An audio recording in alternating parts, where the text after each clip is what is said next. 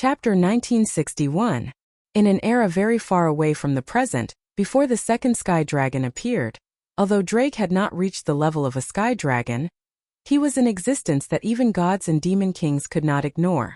This was because Drake was a very famous flame dragon. It was famous for its flames that could burn everything. In that era, the crimson flame dragon was in existence that made people tremble with fear. Wherever it passed, it could be said that not even a blade of grass grew. Nothing could survive under its flames. Drake was proud of having such flames and traveled all over the world. Until one day Drake heard a rumor. White poison dragon? That's right, a white poison dragon. It was said that there was a dragon with a beautiful white body that could use poison that even gods feared. No creature dared to approach that dragon. Once they got close, not only their bodies but even their souls would be corroded by the poison, and they would die miserably. After hearing this rumor, Drake's first feeling was not curiosity, but emotion. It's very similar to me. Yes, it was very similar to Drake.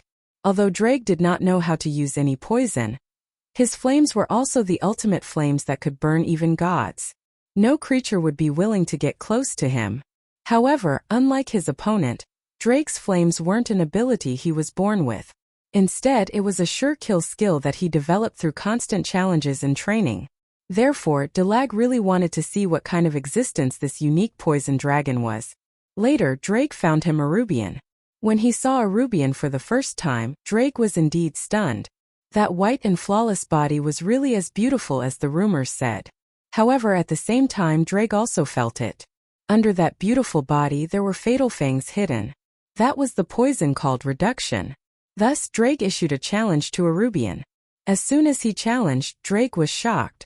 This was because his omnipotent flames had no effect on Arubian at all.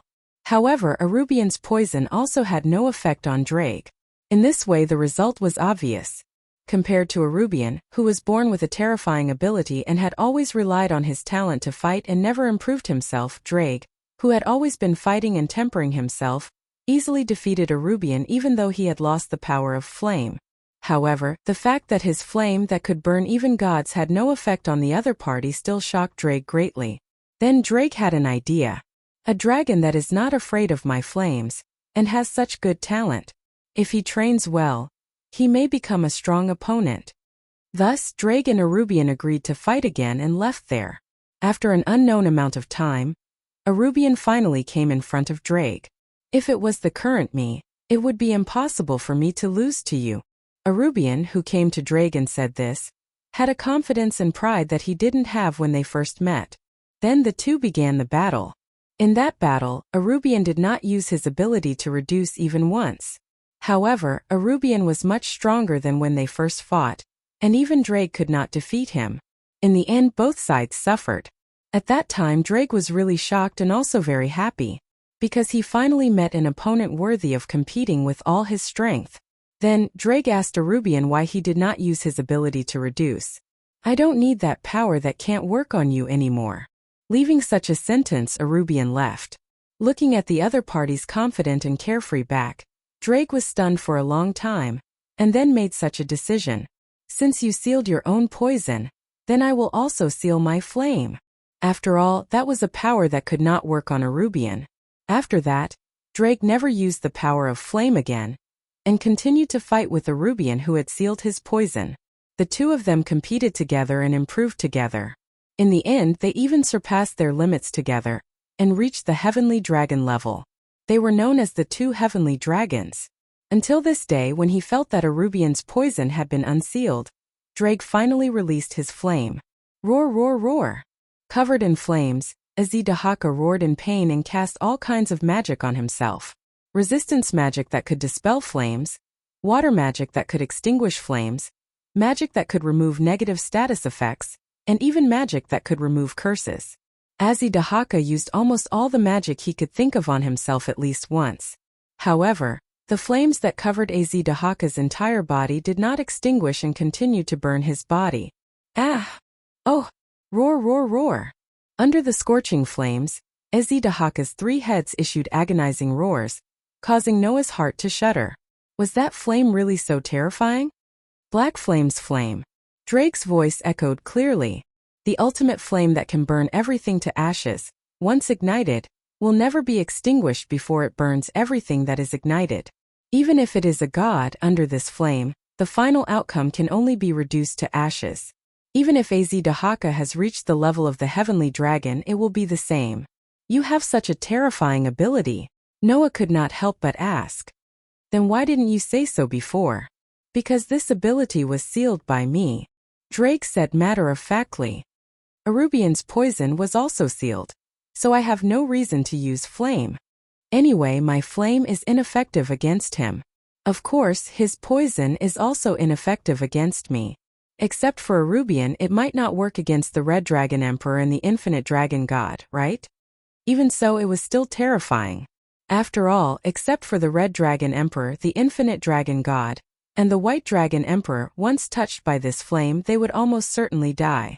Although Noah did not know what kind of ability Arubian's poison had if it was just Drake's flame, Noah was sure that even if it was him, once he was burned, there was no other way to neutralize it other than using another cosmology to offset it.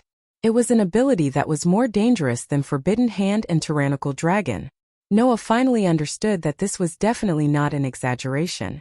Because even Tyrannical Dragon would be accompanied by the danger of going berserk and dying, and there was no guarantee that it could kill a god. However, once touched by Black Flame's flame, even a god would not be able to escape the fate of being burned to ashes. Compared to Forbidden Hand and Tyrannical Dragon, Black Flame's flame was indeed more terrifying. While Noah was thinking about this, Azdahaka's roar became weaker and weaker. In the end, he couldn't even use magic anymore. His whole body fell down and crashed heavily onto the ground. He was on the verge of death. Even so, Black Flame's flame continued to burn on Azdahaka's body, gradually burning it to ashes. Looking at Azdahaka in this state, Noah's figure slowly descended in front of him, his dark and deep eyes never leaving him for even a moment. Ha! Azdahaka let out a weak and dying laugh as he looked at the silent Noah and spoke. Don't sympathize with me, this is the end of an evil dragon, there are no exceptions. I know. Noah stared at Azdahaka. Since you know, why do you still pursue battle? Why? Azdahaka let out a playful laugh that was full of characteristics. Because being defeated by heroes and courageous people, that is the meaning of an evil dragon like me. After saying this, Azdahaka's body gradually burned to ashes and turned into nothingness. Noah fell silent again. Above my corpse is justice? Noah closed his eyes. Although there are different evils, you are still the three-headed demon dragon of the fire worship sect. Chapter 1962. Above the boundless ocean, the various races of the myth faction and the evil dragon faction transformed by the Holy Grail were still fighting each other, filling the air with the stench of blood. Below them, the ocean was already dyed with various colors of blood, making it look like a beautiful rainbow. On this colorful ocean, the corpses of the evil dragons and warriors floated on the surface of the water, almost covering the entire ocean. Even under such circumstances, the killing continued. However, in general, the myth faction had the upper hand. That was to be expected. Not to mention that this encirclement and annihilation was carried out according to plan. The fact that the evil dragons were not rational was also a fatal flaw. On top of that, the mythological faction had gathered their forces to surround and annihilate the evil dragon.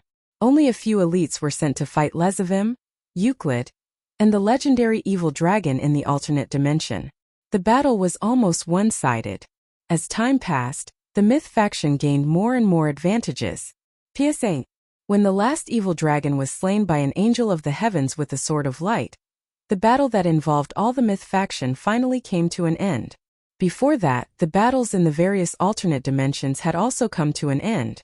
The ones who were sent to the alternate dimensions were Lezavim, Euclid, and the legendary evil dragons. According to the plan, Lezavim and Euclid, who might possess the Holy Grail, would be sent to the alternate dimensions respectively, while Wali and Eulifia would fight them. Apart from Lezavim and Euclid, Azdahaka and Apophis, who were known as the strongest evil dragons and whose strength was second only to the Sky Dragon level, had to be sent to a different dimension respectively, where Noah and Clon Kuvok would fight. As for Glendale, Radon, and Nidhogg, they were all sent to the last alternate dimension. The ones who fought against the three evil dragons were the Jamonlis, Sidis, and Walis. The result was gratifying. After Arubian untangled the knot in his heart, admitted to himself, and unleashed his true power, Varley, who used the poison of reduction that could destroy even the gods, easily defeated Lezavim and killed the despicable son of the Demon King with his own hands. Clon Kua, who was also a heavenly dragon, had a fierce battle with Apophis. In the end, Clon Kua paid the price of an arm and crushed Apophis's throat with a bite. Glendale, Radon, and Nidhogg were also very difficult to deal with. If there were only Jumanli's and Sidi's kin, it would be very difficult to defeat them. However, Wally's team also participated in that chaotic battle. The result was different. With the participation of Black Song, Luffy, Monkey, Arthur, and Fenrir, the Jumanli and Sidi families were also victorious.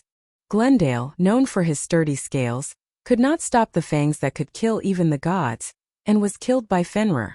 Radon's barrier and defense were very difficult to deal with, but Laya's destructive magic was also known for destroying everything. With the help of the Jumanli's kin, she successfully destroyed the evil dragon. Nidhogg, on the other hand, was an idiot. In order to fight for food, he charged forward without thinking at all, only to have his innards crushed by Kitten and Black Song's divine spells. He could not have been more dead. Without the help of the Holy Grail, the 3 legendary evil dragons that could not be revived did not even have their souls escape. Luffy sealed them with magic, and they could never be revived again. As for Euclid, no one expected that the direct heir of the Lucifergus family was not weaker than Eulefia at all.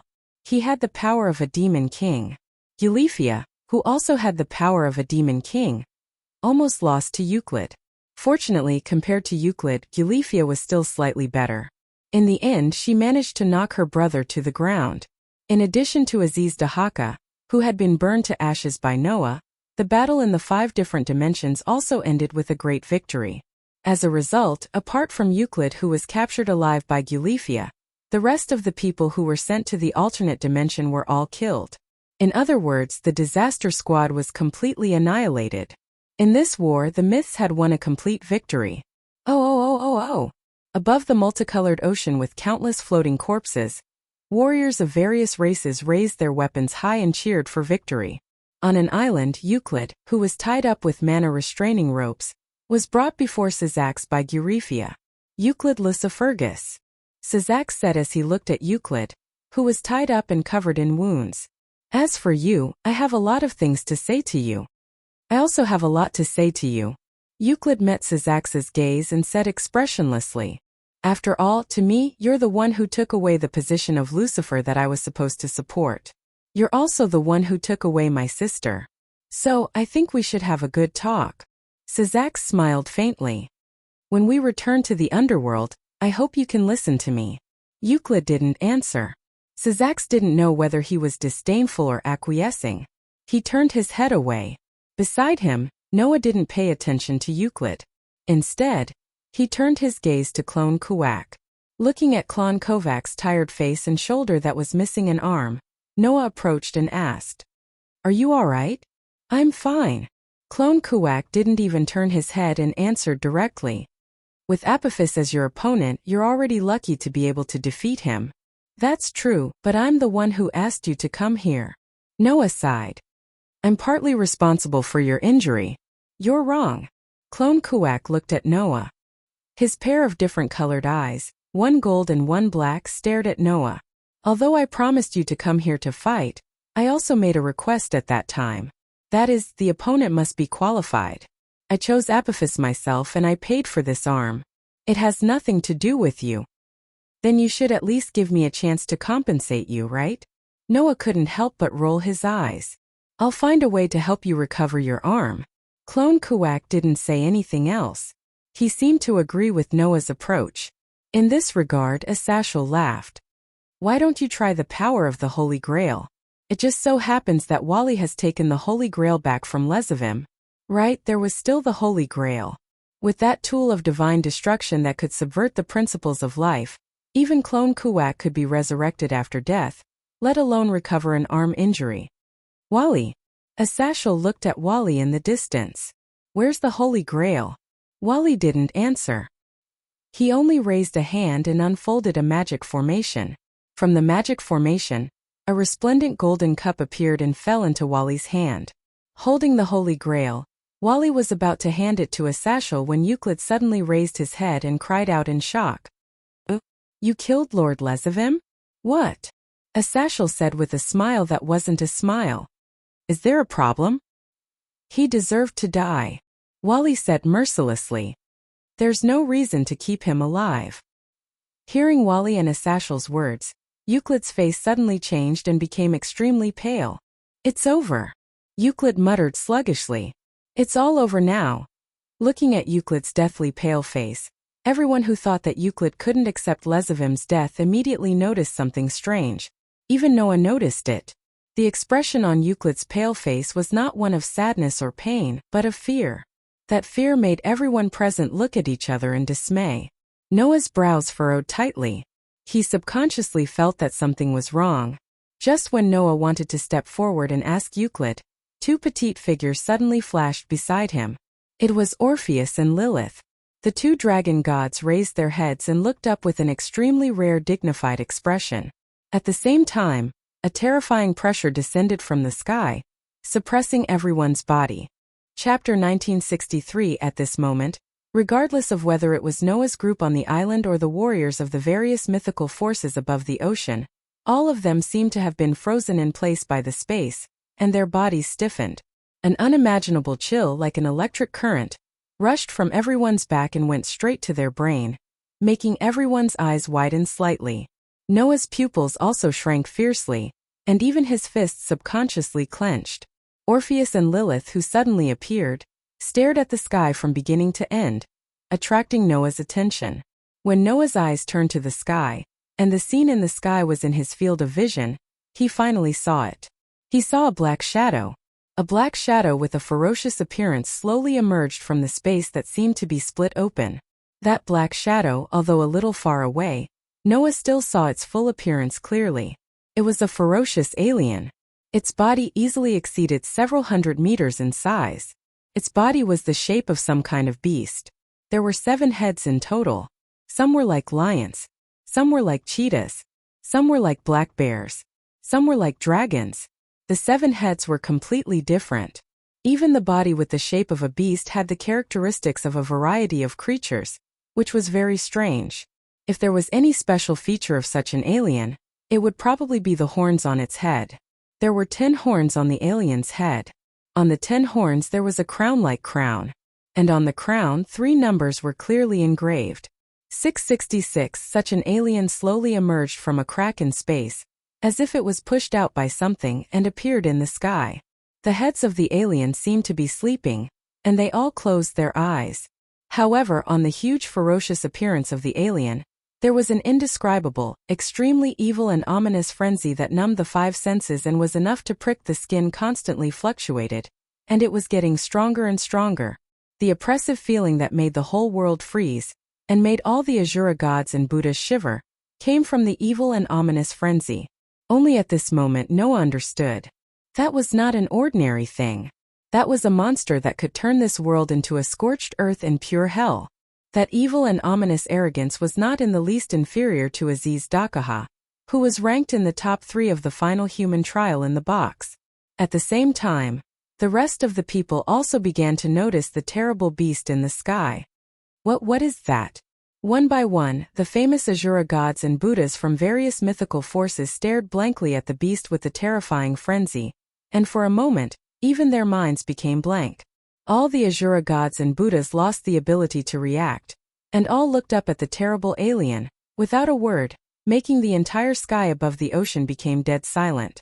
Only Michael and Asashel looked at the number 666, engraved on the beast's crown, and their faces turned pale in an instant. How could this be? How could this be? Michael had never lost his composure like this before as he murmured in disbelief. Why did it appear here? Damn it! Asashel's entire body began to tremble. That thing actually exists? In the past, Michael and Asashel's loss of composure would definitely make everyone's jaws drop. However, at this moment no one could laugh at Michael and Asashel. Even if it was Noah, it would be the same. Because after seeing the number on the ferocious beast's crown, no one would not understand what it represented. In the Bible's revelation, the number 666 represented the devil and had the meaning of blasphemy. The origin of this number was a beast recorded in the Bible's revelation. It was said that the beast had 7 heads, 10 horns, and a crown on the horns, and 3 blasphemous numbers were engraved on the crown, 666. It was an emperor beast on par with the Great Red, who was known as the true Red Dragon Emperor. The chapter that recorded its existence was right next to the Great Red. However, its existence had not been confirmed by anyone until now. No one could find it. Everyone had only heard of it. If it was said that the mythical forces here were just legends to humans, then its existence was considered a legendary level to all the mythical forces in the legends. It was a legend among legends, a legend among legends. And those who knew of its existence all called it this. Beast Emperor 666 Trihexa. It was as famous as the Great Red, and its strength was comparable to the Red Dragon Emperor and the infinite dragon god in the legends. Now this Beast Emperor had appeared in front of all the mythical forces, in the worst possible form. In the next second, under the gaze of all the Asura gods and Buddhas of the mythical forces, the ferocious beast in the sky slowly opened its eyes. Lowering its head, looking at the densely packed Asura gods and Buddhas that almost covered the entire sea, the eyes of the Beast Emperor 660's 7 heads were filled with ruthlessness and madness. A terrifying roar fell from the sky like a storm, smashing down from above, as if an invisible heavy pressure, fiercely hitting the Asura gods and Buddhas of the mythical forces. At this moment, everyone present, whether it was gods, demons, humans, angels, or vampires, all felt as if their souls were being ruthlessly torn apart, and their eardrums were instantly shattered. Suddenly, all the Asura gods and Buddhas covered their ears, lowered their heads, and let out painful screams. And this action made all the Asura gods and Buddhas unable to hear it. They could not hear Athasiel's hoarse shout. Run! Almost at the moment when Athasiel's shout was easily swallowed up by the Beast Emperor 666's roar, the Beast Emperor 666 in the sky moved. It raised one of its 7 heads, opened its ferocious beast mouth, and spat out a huge fireball into the dense crowd below. A huge fireball that was as big as a burning star, like a falling sun, fell at a terrifying speed. The fireball evaporated the atmosphere, burned the water vapor, and at the same time the temperature of the entire world rapidly rose to an alarming degree. It fell heavily on the sea like a meteorite. With a deafening roar, the huge fireball exploded, turned into a terrifying sea of fire, and instantly covered a large area of the sea. In the sea of fire, the sea water evaporated and became boiling like magma. In the sea of fire, the atmosphere was burned up, and it became extremely hot like a volcano. In the sea of fire, the unfortunate Asura gods and Buddhas that were engulfed in the sea of fire did not even have time to scream before they were all burned to ashes by the flames and disappeared without a trace. Whether it was humans, demons, angels, fallen angels, vampires, or even gods, they all became extremely fragile and lost their precious lives in an instant. Looking at all of this, the most primitive fear finally rose in everyone's hearts. The terrible roar that was enough to tear the soul continued to rage in the sky, revealing the beginning of the end. Chapter 1964. Euclid knelt on the ground and looked at the terrifying beast in the sky. He seemed to be in a daze as he murmured in his sleep. 666 really woke up. Seeing Euclid's expression, how could they not understand? The appearance of the Beast King 666 was definitely related to the cluster of disasters. Bastard! Asashel grabbed Euclid's collar and said angrily, "What did you do?" Euclid seemed to have woken up at this moment. He gritted his teeth and fell into silence. Looking at Euclid's reaction, the anger in Asashel's heart grew stronger. Just as Asashel was about to attack Euclid, Sizak stared at Euclid with a serious expression that was never seen before. "Tell us, why did the Beast King 666 appear?" Hearing this, Euclid looked up and glanced at Sizak, then at Eulifia, who was staring at him. He laughed self-deprecatingly. "Because the Beast King 666 is our trump card." "Your trump card?" Michael asked in disbelief. In other words, the cluster of disasters has always had 666? "No, we only found 666 after obtaining the Holy Grail." Euclid shook his head. The Holy Grail can subvert the principles of life. When we used the Holy Grail to revive the evil dragon, we coincidentally discovered 660 SIXS life force and found it at the end of the world. The end of the world? Asashal's eyes widened. So the Beast King 666 has always been there. And that's why it wasn't discovered? That's right, Euclid said expressionlessly. Moreover, when we found it, it was sealed by countless forbidden spells and fell into an endless slumber. That's why the Beast King 666 has always been a legend. No one has been able to prove its existence. There is only one person, no one god. A god is very sure that it exists. Euclid looked at Michael. That is the creator of the heavens and angels, the creator of the divine artifacts, the God of the Bible. Michael's expression suddenly became pained. That's right, the only one who was certain that 666 existed was the God of the Bible. Otherwise, there would be no record of the Beast Emperor in the Bible, and it would not be listed next to the real Red Dragon Emperor. I'm afraid that before we found 666, the only one who discovered 666 was the God of the Bible, Euclid said in a low voice. Then the God of the Holy Bible might have realized how terrifying the Beast Emperor, who was comparable to the God Emperor Crimson Dragon and the Infinite Dragon God, was. He discovered that the Beast Emperor had a wild and ferocious nature that could destroy everything. He would definitely not be like the God Emperor Crimson Dragon and the Infinite Dragon God, who would not interfere with the world. If 666 appeared, it would definitely lead the world to destruction. So, the God of the Bible sealed 666 with countless prohibition-level seals? Syzax took a deep breath. So that's why the God of the Bible died. These words were completely baffling. However, many of the people present showed understanding expressions and fell into an indescribable silence. Noah also understood why Syzax would say that. Because the death of the God of the Bible was originally filled with many mysteries. That was a God who occupied the position of a mythical God all by himself, and was known as the only God by people. He was a god who could even develop divine weapons that could give humans powers comparable to the existence of other races. Such a god, conservatively estimated to be at least in the top 10 in the world, and might even be more powerful than the god of destruction, Shiva, who was previously ranked second. In the end, how did such a powerful god die? In the ancient war between the demons, angels and fallen angels, he perished together with the 4 demon kings. What kind of joke was this? An existence who occupied a mythical god all by himself, who could even develop divine weapons, and who was at least in the top 10 in the world, perished together with the 4 demon kings. That was simply impossible. However, the God of the Bible had died in the war with the 4 demon kings. This was something that Michael, Asashal, and the others had all witnessed. Then why did the God of the Bible end up perishing together with the 4 demon kings? The reason was only answered at this moment.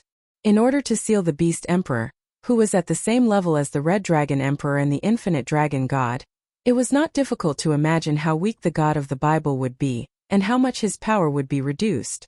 In such a state, participating in the war between the demons, angels and fallen angels, facing the 4 demon kings, and finally perishing together was not strange. Unfortunately, the Beast Emperor 666, who indirectly caused the death of the God of the Bible, was found by a bastard like Lezavim.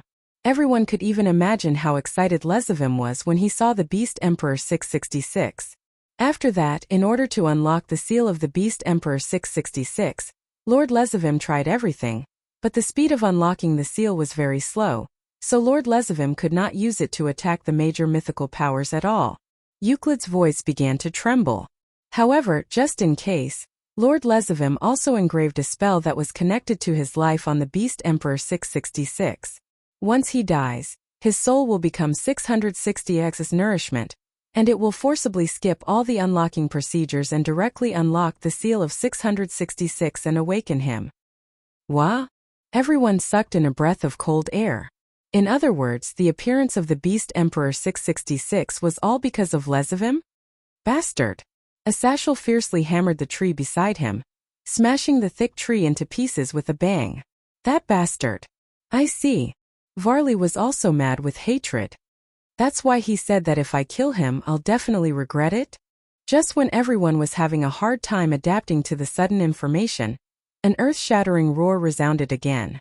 Boom!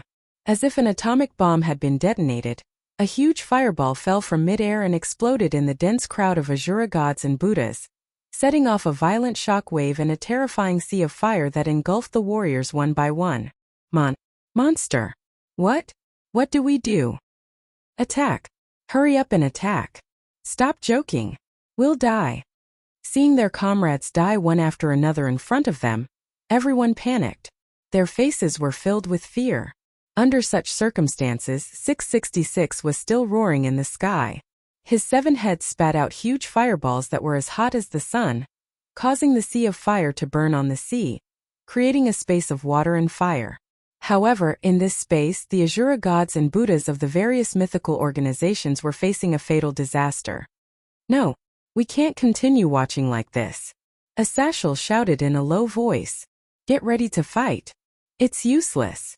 Euclid laughed bitterly. That's an existence that's completely different from us. It's the Beast Emperor from the Revelation of the World. Unless it's the Emperor of God Red Dragon or the Infinite Dragon God, it's impossible to defeat it. Right, the Infinite Dragon God. Asashal turned his head and looked at Orpheus and Lilith. Orpheus, Lilith, hurry up and stop that Beast Emperor. No, we can't do it. Orpheus shook his head without hesitation. I'm no match for 666 now. It's dangerous. Lilith kept staring at 666 in the sky, her petite body trembling. The Beast Emperor is very dangerous. Seeing Orpheus and Lilith in such a state, everyone's face darkened. If it's the Infinite Dragon God in its complete form, it's still possible. But now, Orpheus and Lilith have no way of resisting 666, Euclid said stiffly. It's over for this world. However, at this moment Wally said sarcastically, in the past, perhaps only the Emperor of God Red Dragon and the Infinite Dragon God could fight against the Beast Emperor from the Revelation of the World. But now, isn't there another person who can defeat 666? Wally raised his head and looked at the sky. Haven't you noticed that that person is no longer here? Hearing Wally's words, everyone was shocked. Bam! At the same time, a muffled thunder-like sound resounded in the sky. Chapter 1965. Boom! When the thunder-like muffled sound resounded in the sky, everyone saw it. The Beast Emperor, who was like the embodiment of Doomsday just a second ago, seemed to have been hit by something at this moment. His huge body rubbed against the air, and with a sharp piercing sound, he flew backward. Even the burning sea of fire on the surface of the sea was shaken off, and he smashed straight into the ocean. In an instant, the entire ocean seemed to have been stirred up. Huge splashes were set off, causing the splashes to turn into huge waves that surged in all directions. At the same time, a circle of shock waves also spread out on the surface of the sea, like a storm, causing waves to rise again and again. The scene was very spectacular.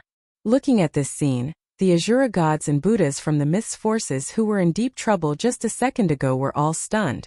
On the island, Athaziel, Sazax, Michael, Wally, and the others all raised their heads and looked at the sky. They saw that at the original position of the Beast Emperor 666, a figure that was shaking with crimson airwaves had appeared there without them noticing.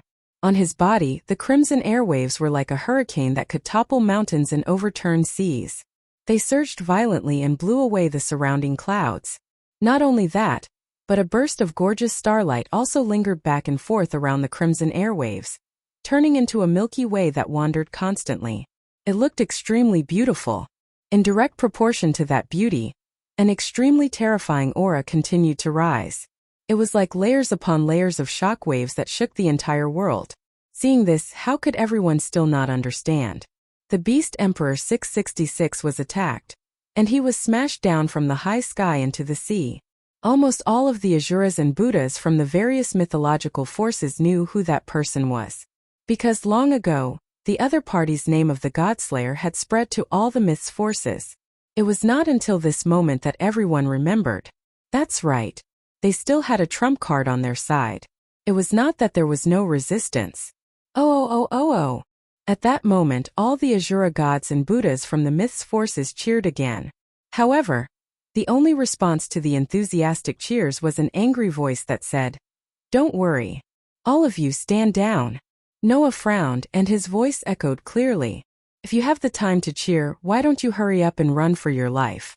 Do you think your life is too long if you continue to stay there? The cheers that resounded through the clouds seemed to have been abruptly cut off and came to an abrupt halt. However, the Asuras, gods, and Buddhas from the various mythological forces were not the slightest bit angry. Instead, they seemed to have just realized that this place was not suitable for them to stay for long. At this moment, the surface of the sea that was stirred up a large amount of water seemed to be boiling as it fluctuated. Dong! Following an earth-shattering explosion, the surface of the sea suddenly exploded. It was as if the entire sea was blown apart, leading straight to the bottomless seabed. There, the huge mutated beast emperor stepped on the wet ground and let out a roar that shook the sea. The terrifying roar carried an unparalleled pressure. Not only did it shake the entire sea open, exposing the bottom of the sea to the air, but it also turned the sound waves into waves that were even more turbulent than the sea waves. They swept out in all directions like a storm. Under the roar that seemed to be able to tear the soul apart, the Asuras, gods, and Buddhas from the mythological forces once again held their heads and let out a muffled groan. As a result, even Asashel and the others on the island were affected and felt extremely uncomfortable. Quick! Asashel resisted the trembling in his heart, and did not hesitate to use his power to let his voice reach everyone's ears. Get out of here quickly! Only then did everyone come to their senses and hurriedly retreat. For a moment they were like ants scattering in all directions. Their movements were incomparably fast, causing the densely packed crowd that almost covered the entire surface of the sea to instantly retreat completely.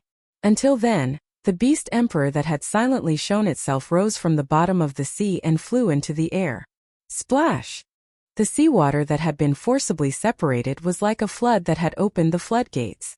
It submerged the exposed seabed, causing the entire sea to surge. It was quite a shocking scene. Noah stared in the direction of 666. Although its appearance looked like it was pieced together by various creatures, its behavior was like that of a primate. Its body was leaning forward, and there were 4 thick limbs on its body. Its legs were thicker than its arms, and it was a bit like a Jurassic dinosaur. It did not have wings, but it could still fly in the air. Its hair was black, and there were hard things that looked like scales everywhere, as well as bright red protrusions that looked like blood. There were the same number of tails as the heads, and they were also of different shapes. Some were like lions, some were like bears, some were like leopards, and some were like dragons. They formed a correspondence with the heads. At first glance, it looked like it was pieced together by 7 animals. It was not so much a 4 but rather a 7. But it was such a strange appearance that brought a kind of fear from the bottom of one's heart. The most frightening thing was the emotions that were surging in the eyes of the 7 heads. Ruthlessness, ferocity, cruelty, coldness. It was almost a collection of all the emotions that a beast that had lost its mind should have. Not to mention its aura was so strong that it was terrifying, as if it could destroy the world. Even the sky was affected by it. Thick layers of dark clouds appeared, and thunder began to flash. In this world, Noah had only felt such a terrifying aura from Orpheus when he was at his peak. I didn't expect that there was such a monster hidden in this world. Noah's eyes gradually became serious. No wonder the God of the Bible wanted to seal it. What do you plan to do? Drake's voice sounded in Noah's mind.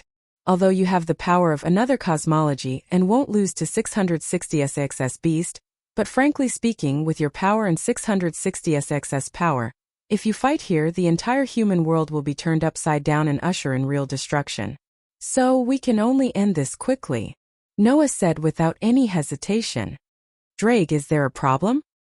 Are you going to use that? Drake seemed to understand what Noah was going to do. Well, it was still incomplete before, but after Wally Lucifer demonstrated it once, I've almost adjusted it. Now, I can definitely fully exert the power of that form.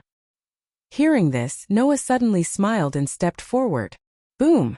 Suddenly, the crimson waves that fluctuated around Noah's body suddenly became violent and turned into a shocking storm. With Noah as the center, it violently surged to the entire world. A violent force rose from the crimson chi wave and soared into the sky, dispersing the thick layer of dark clouds in the sky. In the distance, Wally, who had retreated to a safe distance, was shocked. He suddenly raised his eyes, looked at Noah, and was extremely surprised. "This feeling, is it that?" As soon as his voice fell, a pair of light wings flashed out from Wally's back. "That's right, this domineering aura that seems to intend to conquer everything in the world, it can only be that." Arubian's voice sounded from the light wings. "Wally, it seems that your opponent has also completed that." Under the gaze of Wally and Arubian, in the crimson waves that turned into a storm in midair, Noah's voice seemed to resound in everyone's heart as he chanted, "I awaken as the Crimson Dragon Emperor who fuses the power of God-slaying into himself, eternal salvation through the infinite world, to the tyrannical path. I become the Emperor of the Deep Dragon. Guide thee to the limit of true red and the limit of fantasy." Under the tyrannical incantation, the crimson storm that raged in the entire sky fluctuated wildly, and its color gradually became deeper. Juggernaut Overdrive. Chapter 1966. Wang. A clear and audible tremor reverberated in the air above the surging ocean, covering up the thunder and lightning in the sky. Violent waves of air swept back and forth, carrying an extremely tyrannical aura.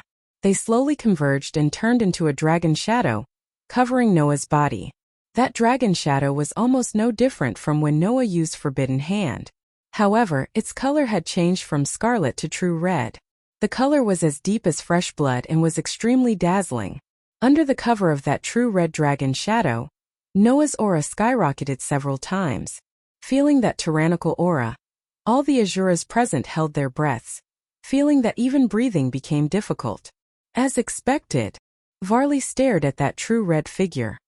As expected, he also improved the Tyrannosaurus Rex and developed the extreme Tyrannosaurus Rex strength without any side effects. Before heading to the territory of the vampires, Noah had obtained a total of 4 rewards during the 1 month of special training for the Jimin's dependents. One was an eternal and fixed enhancement. One was a divine power that increased the shaping property. One was magic power that could conjure up imagination. Another was a transformation targeted at T-Rex. On the day that the artificial artifact was completed, Drake told Noah that due to the artificial artifact's reappearance, Gauntlet could not only use Forbidden Hand, but could also use T-Rex. However, the form of the Tyrannosaurus Rex was originally a curse and ominous power. Even if Noah could rely on the third perpetual motion machine and his own special physique to be immune to most of the side effects, it was still not a form suitable for long-term development. Since then, Noah had been pondering over how to improve T-Rex. During the period of special training for Jimenez's kin, Noah's fourth gain was that T-Rex's improvement had already produced results. Since then, Noah had already been able to use T-Rex without any side effects. However, that power was not complete. There were 2 reasons for that. One was because T-Rex's form reproduced Drake's power when he was alive. Even if he used it, he could only reach the heavenly dragon level at most and would not be able to advance any further. As for Noah, he was already able to reach the heavenly dragon rank when he only used Forbidden Hand. If he used Tyrannosaurus, which could only reach the heavenly dragon rank, it would not increase his strength by much. In other words, at that time, the Tyrannosaurus would be in a form that was tasteless to eat but a pity to abandon. Another reason was that Noah's Gauntlet was a subspecies of Gauntlet, while the Tyrannosaurus Rex that was recreated by the artifact was the original Gauntlet.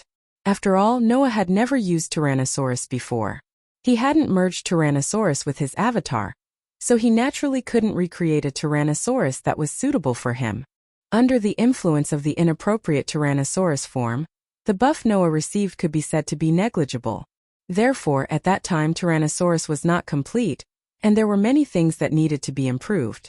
It wasn't until he saw Wally's Tyrannosaurus that didn't have any side effects and had room for growth that Noah was inspired to improve Tyrannosaurus. The final Tyrannosaurus form that was born was the current form, True Red Tyrannosaurus. Once used, it would recreate all of Drake's power when he was alive, and superimpose it on Noah's body. Moreover, this form was the same as Wally's Tyrannosaurus. They both had room for growth.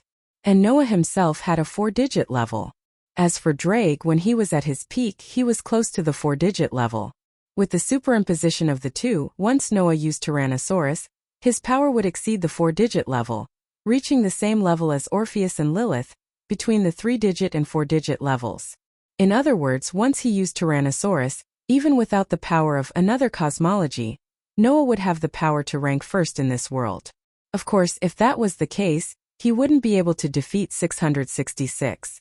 That was because the Beast Emperor of the Tacit Record was in existence on the same level as the Red Dragon Emperor and the Infinite Dragon God. His power had reached the 3-digit level. Therefore, if he wanted to end the battle quickly, Noah had to use all of his current power. Avesta activate. Counteracted in turn. Another cosmology. Suddenly, the bright starlight that shone like the Milky Way bloomed on the Red Dragon shadow, as if the Red Dragon shadow was draped in a light cloak made of stars. It was incomparably beautiful.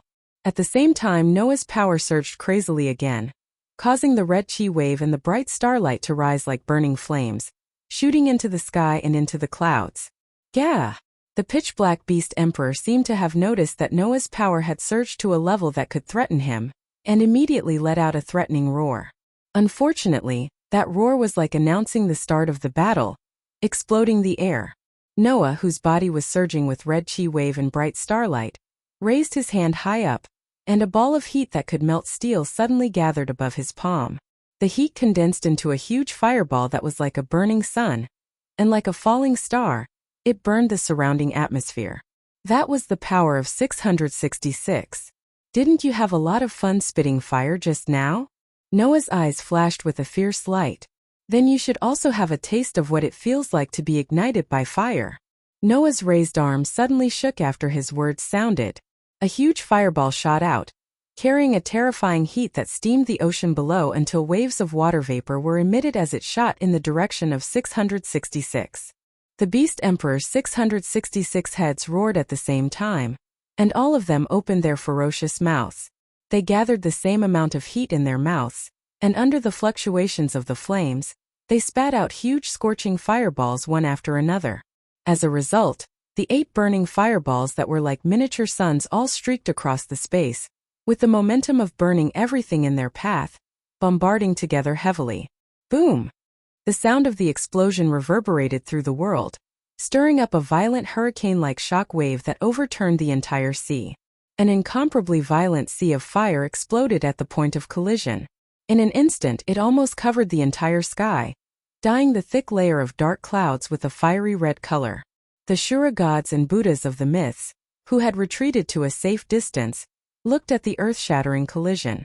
Their bodies had long been roasted by the amazing heat of the sea of fire, and their faces were covered with cold sweat. They were already so far away, but they were still sweating all over from the heat. If the distance was closer, even if all the people here were legendary creatures, and there were even gods, they would still be melted by the terrifying heat, right?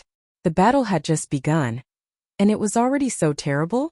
They are all monsters. It was unknown who spat out a trembling voice, but it made everyone agree with him from the bottom of their hearts. However, just as everyone was thinking this, the situation suddenly changed.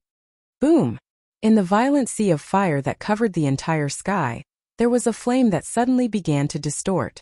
Then, the surrounding flames were burned out. What? Azazel was shocked. The flame is burning? A burning flame. Sizax was also surprised. What kind of flame is that? Only Wally's eyes lit up, and he immediately recognized the flame. Ah, Arubian, don't tell me that's. That's right. Arubian's voice was unprecedentedly dignified. That's the fire of the Red Dragon Emperor Drake. The fire of the black flames that can burn everything in the world. It's definitely not inferior to my reducing poison at all. It's an ultimate fire that even gods fear. Even if the target is also a fire, that fire can burn it to nothing. As if to prove that Arubian was telling the truth, Black Flame's flame burned out all the surrounding flames. Immediately, it spread out without slowing down and directly shrouded the Beast Emperor 666. Gaga gaga. The Beast Emperor 666 let out a painful roar.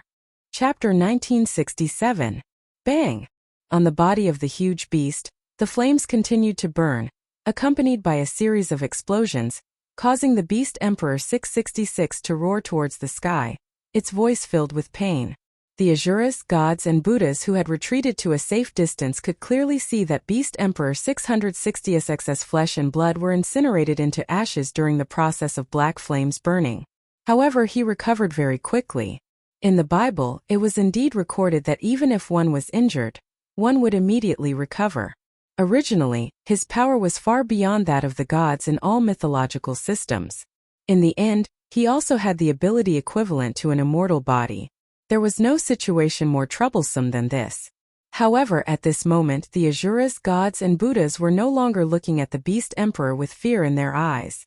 Instead, there was only sympathy and pity. This was because Li Yan's flames would never be extinguished before the target was burned to ashes. Under such circumstances, although the Beast Emperor's regenerative ability had saved its life and prevented it from dying, it had also made it endure the most terrifying flames in the world. It had experienced the pain of being burned by the flames over and over again. In the end, it was worse than death. Caw caw caw caw caw caw. The Beast Emperor continued to roar in pain as it tossed and turned in the sky. Its huge body was repeatedly being burned and healed. The pain during this period was truly unbearable, and it was in so much pain that it wished it was dead. Beast Emperor 666 could only roar at the sky as he dived into the ocean. The moment the Beast Emperor rushed into the ocean, a clear sound like a flame being extinguished by water could be heard. However, the flames on Beast Emperor 660's body were not extinguished by the endless seawater. Instead, it burned the surrounding seawater, causing dense steam to fill the sky. Caw caw caw caw caw caw. Unable to extinguish the flames on its body, the Beast Emperor could only howl in pain. Everywhere it went, the seawater would evaporate in an instant, causing a large amount of water vapor to rise from the sea and cover the entire space. It must be very painful, right? Noah looked down at the Beast Emperor, who was desperately rolling in the sea and stirring up the entire sea into chaos. There was no trace of pity in his deep, dark eyes. Then I'll release you immediately. As soon as he finished speaking, Noah's figure immediately swooped down and turned into a bullet that was shot out of the barrel. He swept across the space, bringing with him a true red airwave and resplendent starlight. Like a meteor falling from the sky, he violently rushed in front of the Beast Emperor 666. Clang! A dazzling white light suddenly blossomed from one of Noah's hands. As if he had caught the light, Noah raised his hand and gently placed it on the Beast Emperor 660's body. Wang! The dazzling white light immediately surged towards Beast Emperor 660's body like a tide, covering Beast Emperor 666 along with the flames that were burning unceasingly. In the next second, the Beast Emperor 660's body suddenly trembled, and its roaring stopped abruptly. White lines spread out from his body, slicing the huge alien body into cubes of equal size. Dong! When such an explosion resounded, the Beast Emperor's body, which had stirred up a large amount of water vapor in the sea, exploded, turning into an extremely uniform square. On the square, the flames of the black flames suddenly expanded, burning the square into ashes one by one, leaving no trace behind. The entire place suddenly became silent, leaving only the sound of the sea rolling up and down. An indescribable silence pervaded the air. Did it succeed? No one knew who asked this question, but no one answered. Everyone opened their eyes wide and stared at the position where the Beast Emperor 666 had been a second ago, trying to find a trace of clues.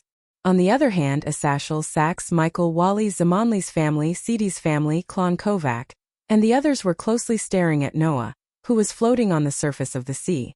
Their expressions didn't relax at all. This was because the Beast Emperor 660's wild aura, which seemed to be able to shake the souls of the Asura gods, had not completely disappeared in this world. What did that prove? It proved that the Beast Emperor 666 was not dead. Even as Asher and the others could clearly feel the Beast Emperor 660's wild aura. Naturally, Noah, with his superb sensing ability, could feel it. At that moment, Noah frowned tightly, closed his eyes, and fully unfolded his sensing ability to cover the surrounding area. Like a radar, he carried out a carpet search. The surrounding atmosphere was constantly pervaded by a deathly silence, bringing an indescribable sense of heaviness to the air. The Asuras, gods, and Buddhas from the various mythological forces subconsciously suppressed their breathing, not daring to even breathe loudly.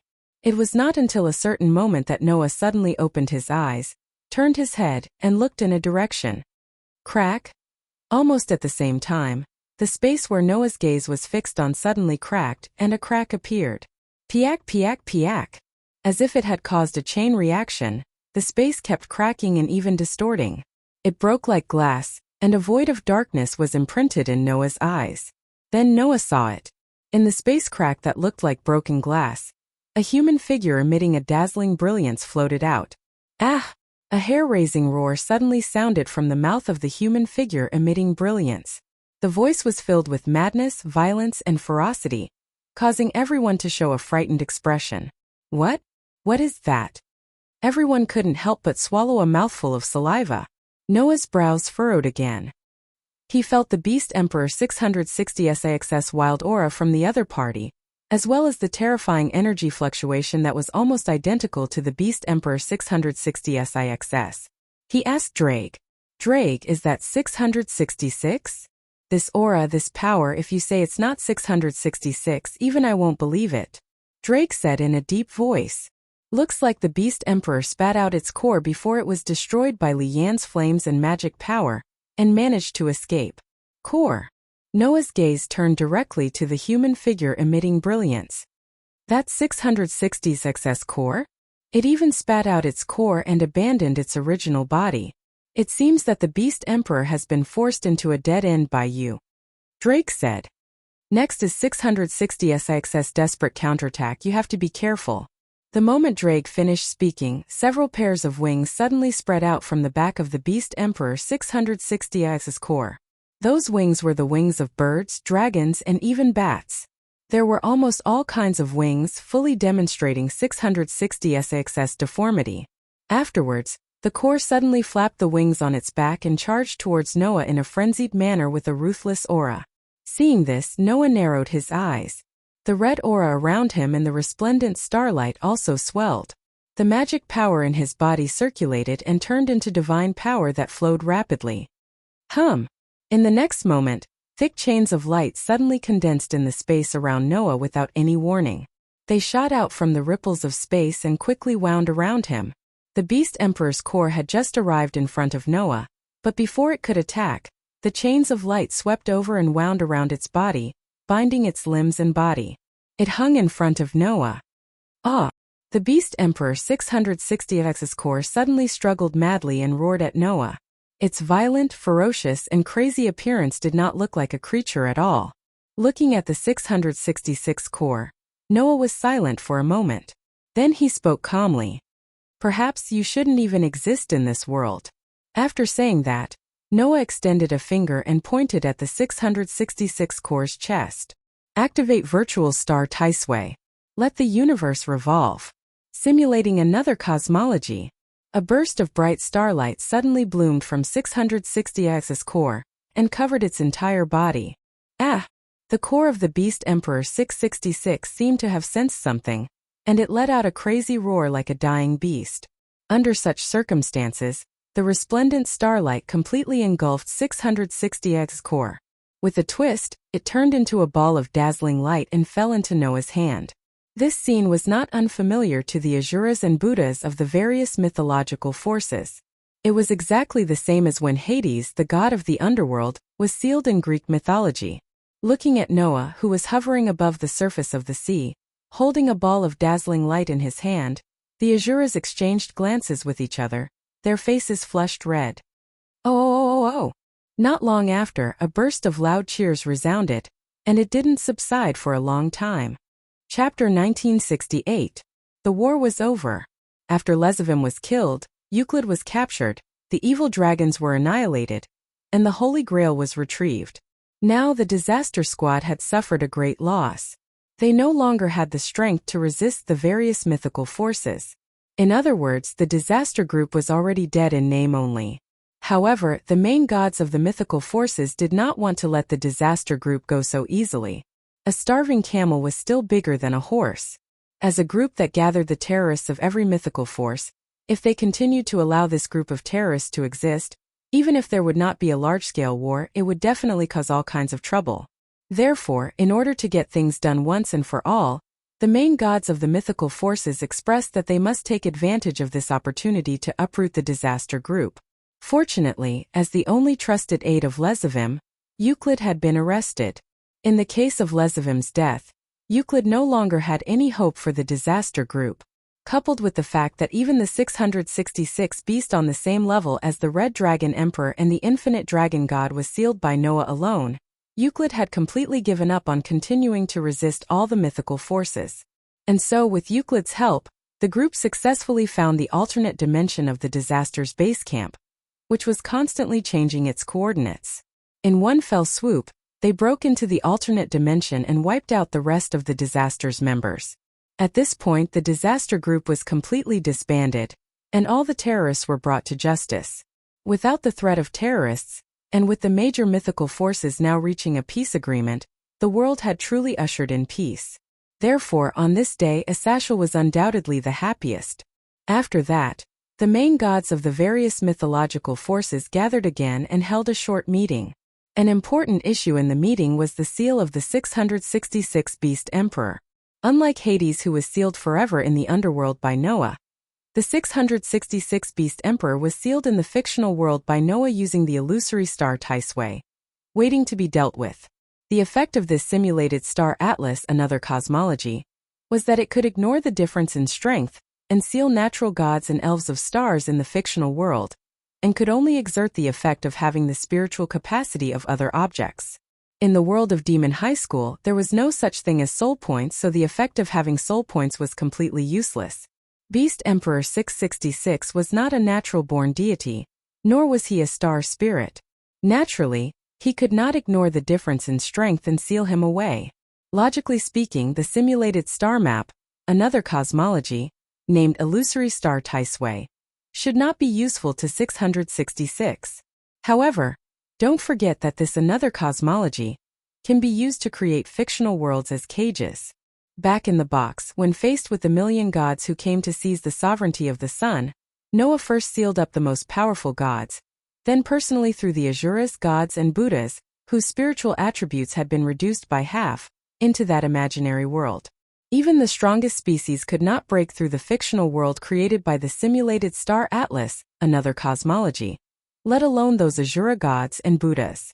Therefore, even if the illusory star Tisway could not have any effect on 666, Noah could still use it to create a fictional world as a cage to imprison the Beast Emperor.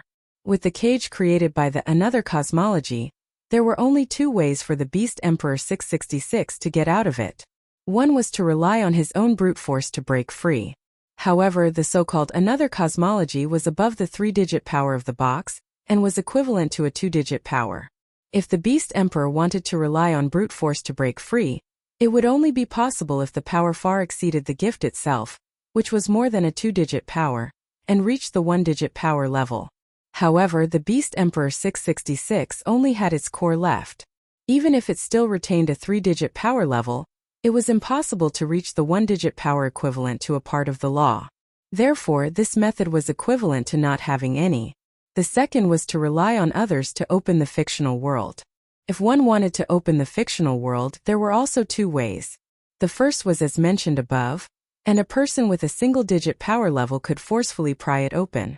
The second was to use an equivalent but mutually restraining another cosmology, such as Avesta, which could offset the power of another cosmology, to release the Beast Emperor 666 from it. In this world where even the Crimson Dragon Emperor, the Infinite Dragon God, and the Silent Revelation Beast Emperor only had 3-digit power, it was impossible for a single-digit power to appear. On the same level as another cosmology, it was also impossible for a method above the 3-digit power level to exist. Therefore, these two methods were almost impossible to achieve in this world. In this way, unless the person who held the illusory star Tisway opened the fictional world himself, the Beast Emperor 666 would never be able to come out. In this way, there was no need to worry about the Beast Emperor 666 escaping at all. Noah could completely throw it into the sea and continue to sleep for the rest of its life. However, the main gods of the mythical organizations were not at ease. Even Athaziel, Syzax, and Michael were not at ease, so they held a meeting on how to deal with the Beast Emperor 666. In the end, after some discussion, all the main gods decided to hand the Beast Emperor 666 over to Michael and seal it in the heavens. After all, the only one who had ever confirmed the existence of 666 was the God of the Bible. Sealing 666 in the heavens could be considered as ending the wish of the God of the Bible, who had died on the battlefield because of the seal. After the meeting, Noah also did 3 things. First, he borrowed the Holy Grail and used the power of the Holy Grail to restore the broken arm of Clon Cuvok. Second, he brought the Holy Grail to Gasper and let Gasper fuse the Holy Grail back into Valerie's body, awakening this mixed-blood vampire who had been innocent from the beginning to the end. Third, he accepted Shiva's challenge and had a duel with the god of destruction in the alternate space. No one followed him to that duel. Only Orpheus, Lilith, Aster, and Athena witnessed the entire duel. When Noah and Shiva came out of the alternate space, Shiva made a public announcement. "I'm no match for the God Slayer. He has the qualifications to replace me and become the second in the top 10 in the world." This result was not out of anyone's expectations, because, as long as he had the power of another cosmology, Noah would definitely not lose to existences other than humans. As for humans, how many could win against Noah, who used Tyrannosaurus, who was between 3 and 4 digits, and who was on the same level as Orpheus and Lilith? No one. Under such circumstances, Noah was truly invincible. In addition, Orpheus and Lilith had both become Noah's contracted servants. In the end, Noah replaced Orpheus' position and became the first in the rankings. As for Orpheus and Lilith, they were both ranked second. The storm gradually subsided, and the world ushered in peace. After that, Noah lived a peaceful school life for a period of time. While living with Orpheus, Lilith, Austin, and Athena, he continued to train the Jumanli's family. That was because Leah's was finally ready to make her debut, and began to stand out in the ranking game. And Leah's first opponent was actually Saratog, who had met Noah once and even fought once. Soon the day of the competition arrived. On this day, in the training space of the Jumanli family, Noah looked at the group of students in front of him and faintly smiled. "Looks like you are very nervous." Everyone, including Leah's, had a trace of nervousness on their faces. The timid Gasper was even about to cry. "All right, since there is still some time, you should quickly adjust. We will be leaving for the underworld soon." Noah looked around at everyone. "Let me see. Thank you for your growth during this time." "Yes, teacher," everyone agreed in a loud and clear voice. Chapter 1969. The ranking game between Jumanli's kin and Baal's kin was something worth paying attention to in the underworld. It wasn't because they were the next leaders of the famous Jumanli and Baal families, but because the Jumanli and Baal families were very active in the war against the Disaster Syndicate. In the final battle against the Disaster Syndicate, Jiminori's kin was selected as one of the few elites to enter the alternate dimension to deal with the legendary level evil dragon. They even personally killed a Dragon King level evil dragon. This news had already spread throughout the underworld. Baal's kin had also performed outstandingly against the evil dragon army. Saroj's fists had crushed countless mass-produced evil dragons. Therefore, although both of them were new generation demons, they were much stronger than many demons who had participated in the ranking game for a long time in terms of strength alone. The leaders of the demon realm all agreed that both Leith and Sariog would rise to the top of the rankings in a short time once they debuted. Because of this, the ranking game between the Jemengli family and the Baal family was quite interesting. Under such circumstances, both sides chose a very special place for their ranking games. An island floating in the air. It was a floating city located in the territory of Grand Duke Agars.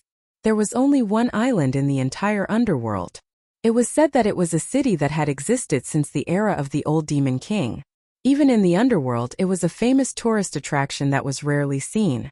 It even monopolized the economic circulation of the surrounding area, and was often chosen as the venue for ranked games.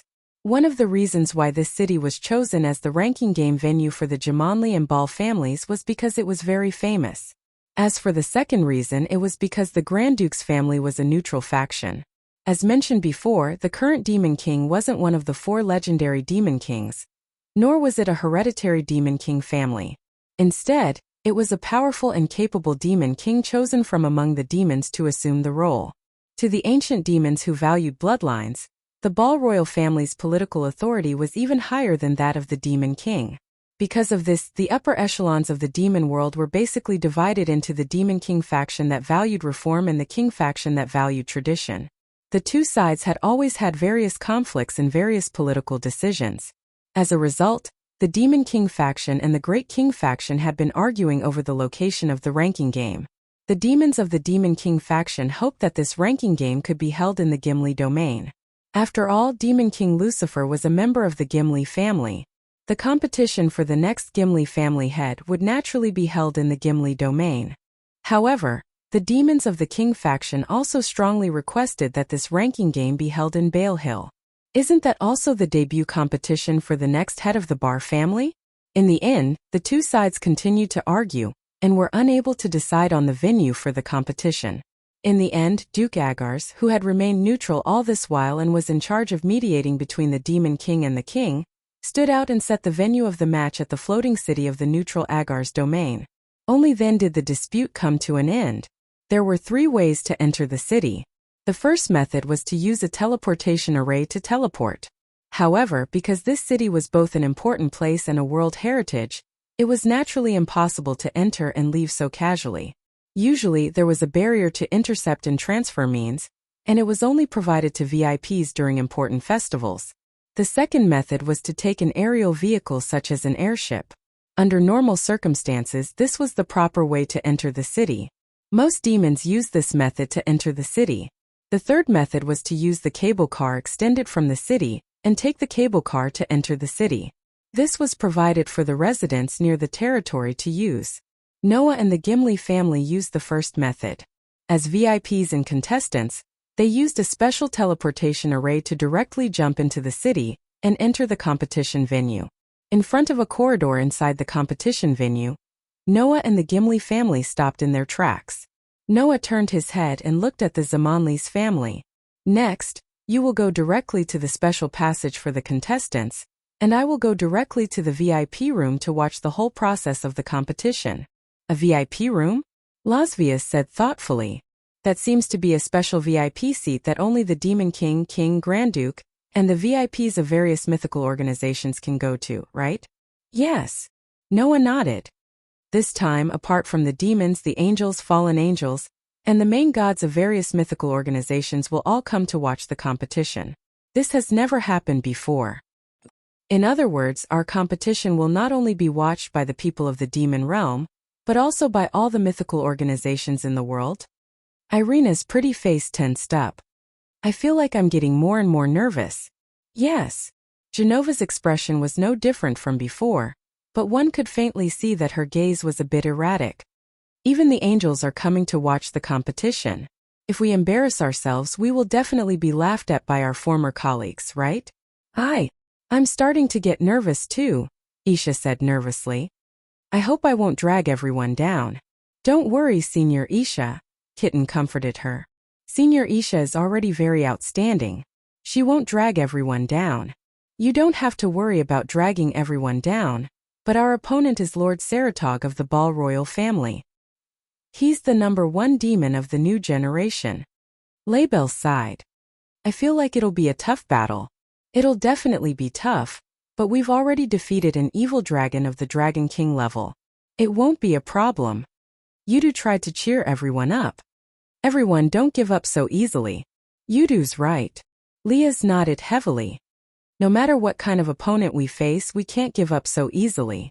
This is our debut competition, so we must fight beautifully. Yes, Junai said with a smile, cupping one side of his face. We can't embarrass the president. I'll do my best too. Gasper raised his hand weakly, but his eyes were resolute. I've already promised Valerie that I'll win, so I definitely can't lose. After hearing those words, the Jumanli subordinates all revealed unswerving determination, and their eyes began to burn with fighting spirit.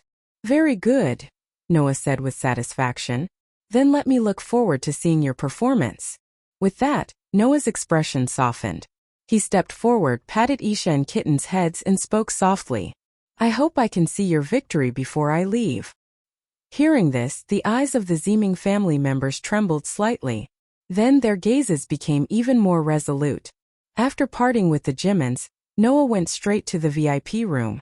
Under the respectful attitude of the 2 demon guards at the door, he walked into the extremely luxurious room. Oh! Azazel, who was chatting with Sazax, was the first to notice Noah, and revealed a typical smirk. He's here, he's here. Hearing Azazel's words, everyone's eyes turned to Noah, and they all stood up subconsciously to greet Noah. Obviously, although Noah was alone, none of the famous Azuras here dared to look down on him. After all, although the person in front of them was just a human, he was recognized as the world's #1 and was absolutely invincible. Now the group of Azuras who had already understood how terrifying Noah was, naturally did not dare to slight him, and all of them were polite to him. Noah also did not embarrass these Azuras, and responded to them one by one.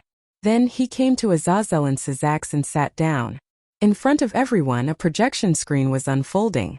On it, a Roman Colosseum was projected. Around the arena, the ring-shaped auditorium was almost full of people, and it was even more lively than the great demonic battle exhibition that Noah had participated in. In the arena, the Jimin's and Baal's families had already arrived, and everyone cheered. Laia's led her family, and there was no longer any nervousness on her face. Instead, there was the same elegance and confidence as before. Sariog also led his family, and looked at the Jimins with a relaxed smile on his face, exuding a domineering aura. Under such circumstances, the competition began. Chapter 1970. The game between the Daemonli's kin and the Baal's kin was played by rolling dice. The rules were as follows. Each side had a dice. Before the start of each game, both sides had to roll the dice to determine the total number. Based on this number, both sides could send out their kin with the same value as the demon's chess piece. This so-called value evaluation was to calculate the pawn as 1, and the rest of the chess pieces were determined according to their value. Queen was equivalent to 9 pawn, so it was calculated as 9. Rook was equivalent to 5 pawn, so it was calculated as 5. Knight and bishop were equivalent to 3 pawn, so they were counted as 3.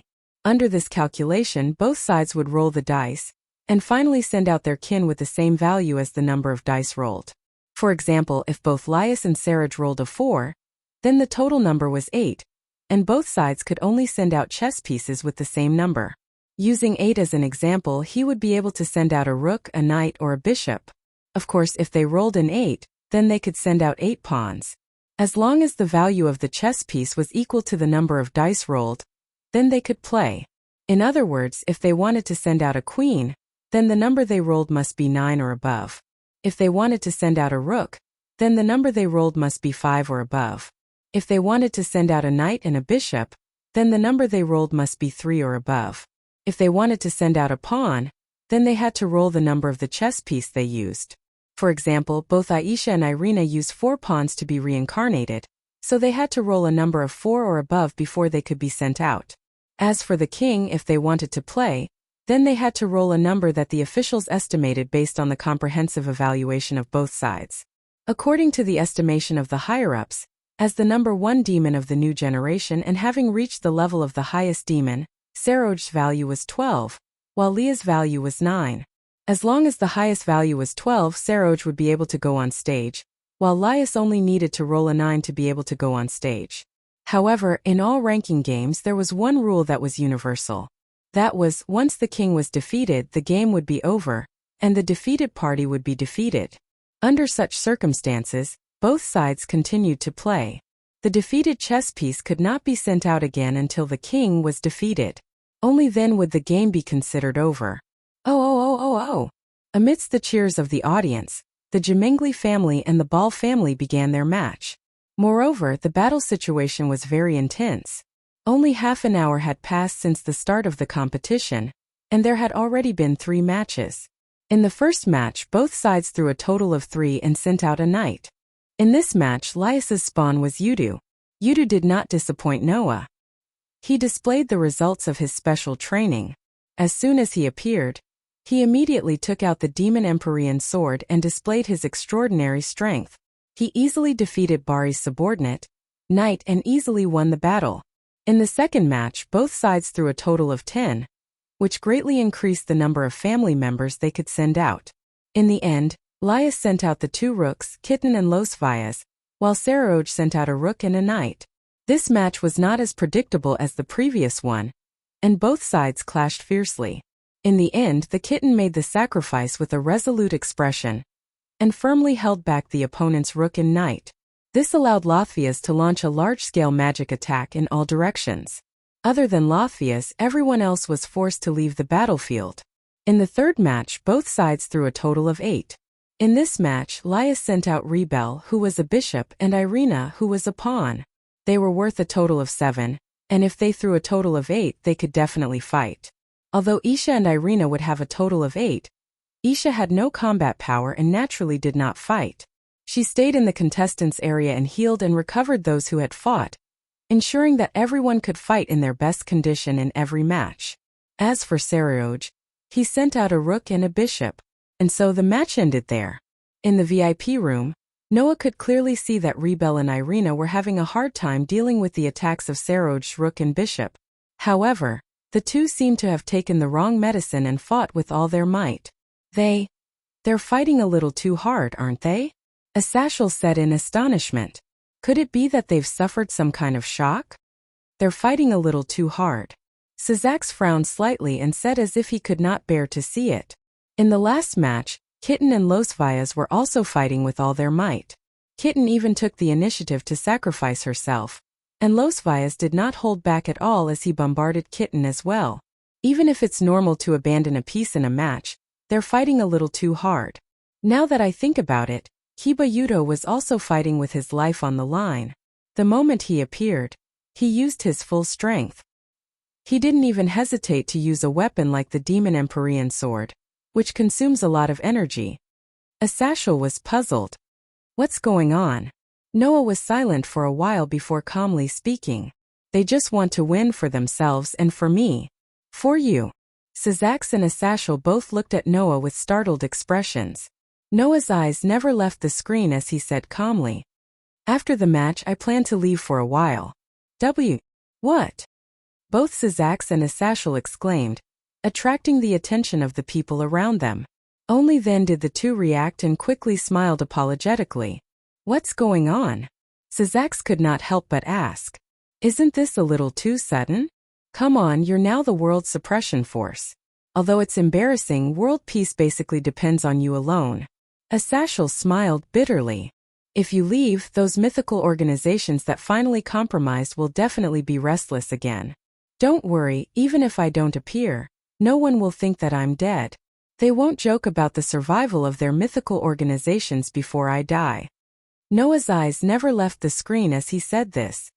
So what you're worried about won't happen. You can continue to work hard for world peace. Syzax and Asashel thought about it carefully and felt that it made sense. Then where are you going? Syzax asked. Why do you suddenly want to leave? I have my own things to do. Noah smiled slightly. Why? Are you worried that something will happen to me? You better be so easy to get into trouble. Asashel rolled his eyes. Even the infinite dragon god has become your servant, and you've sealed the beast emperor. I really can't think of anyone who can cause you to get into trouble. Then isn't it settled? Noah shrugged.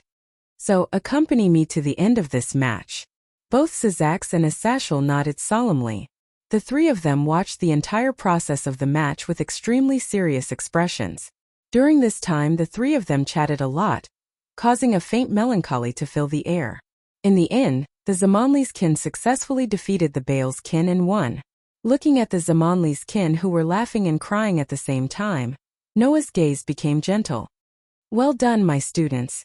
This way, Noah could leave without any regrets.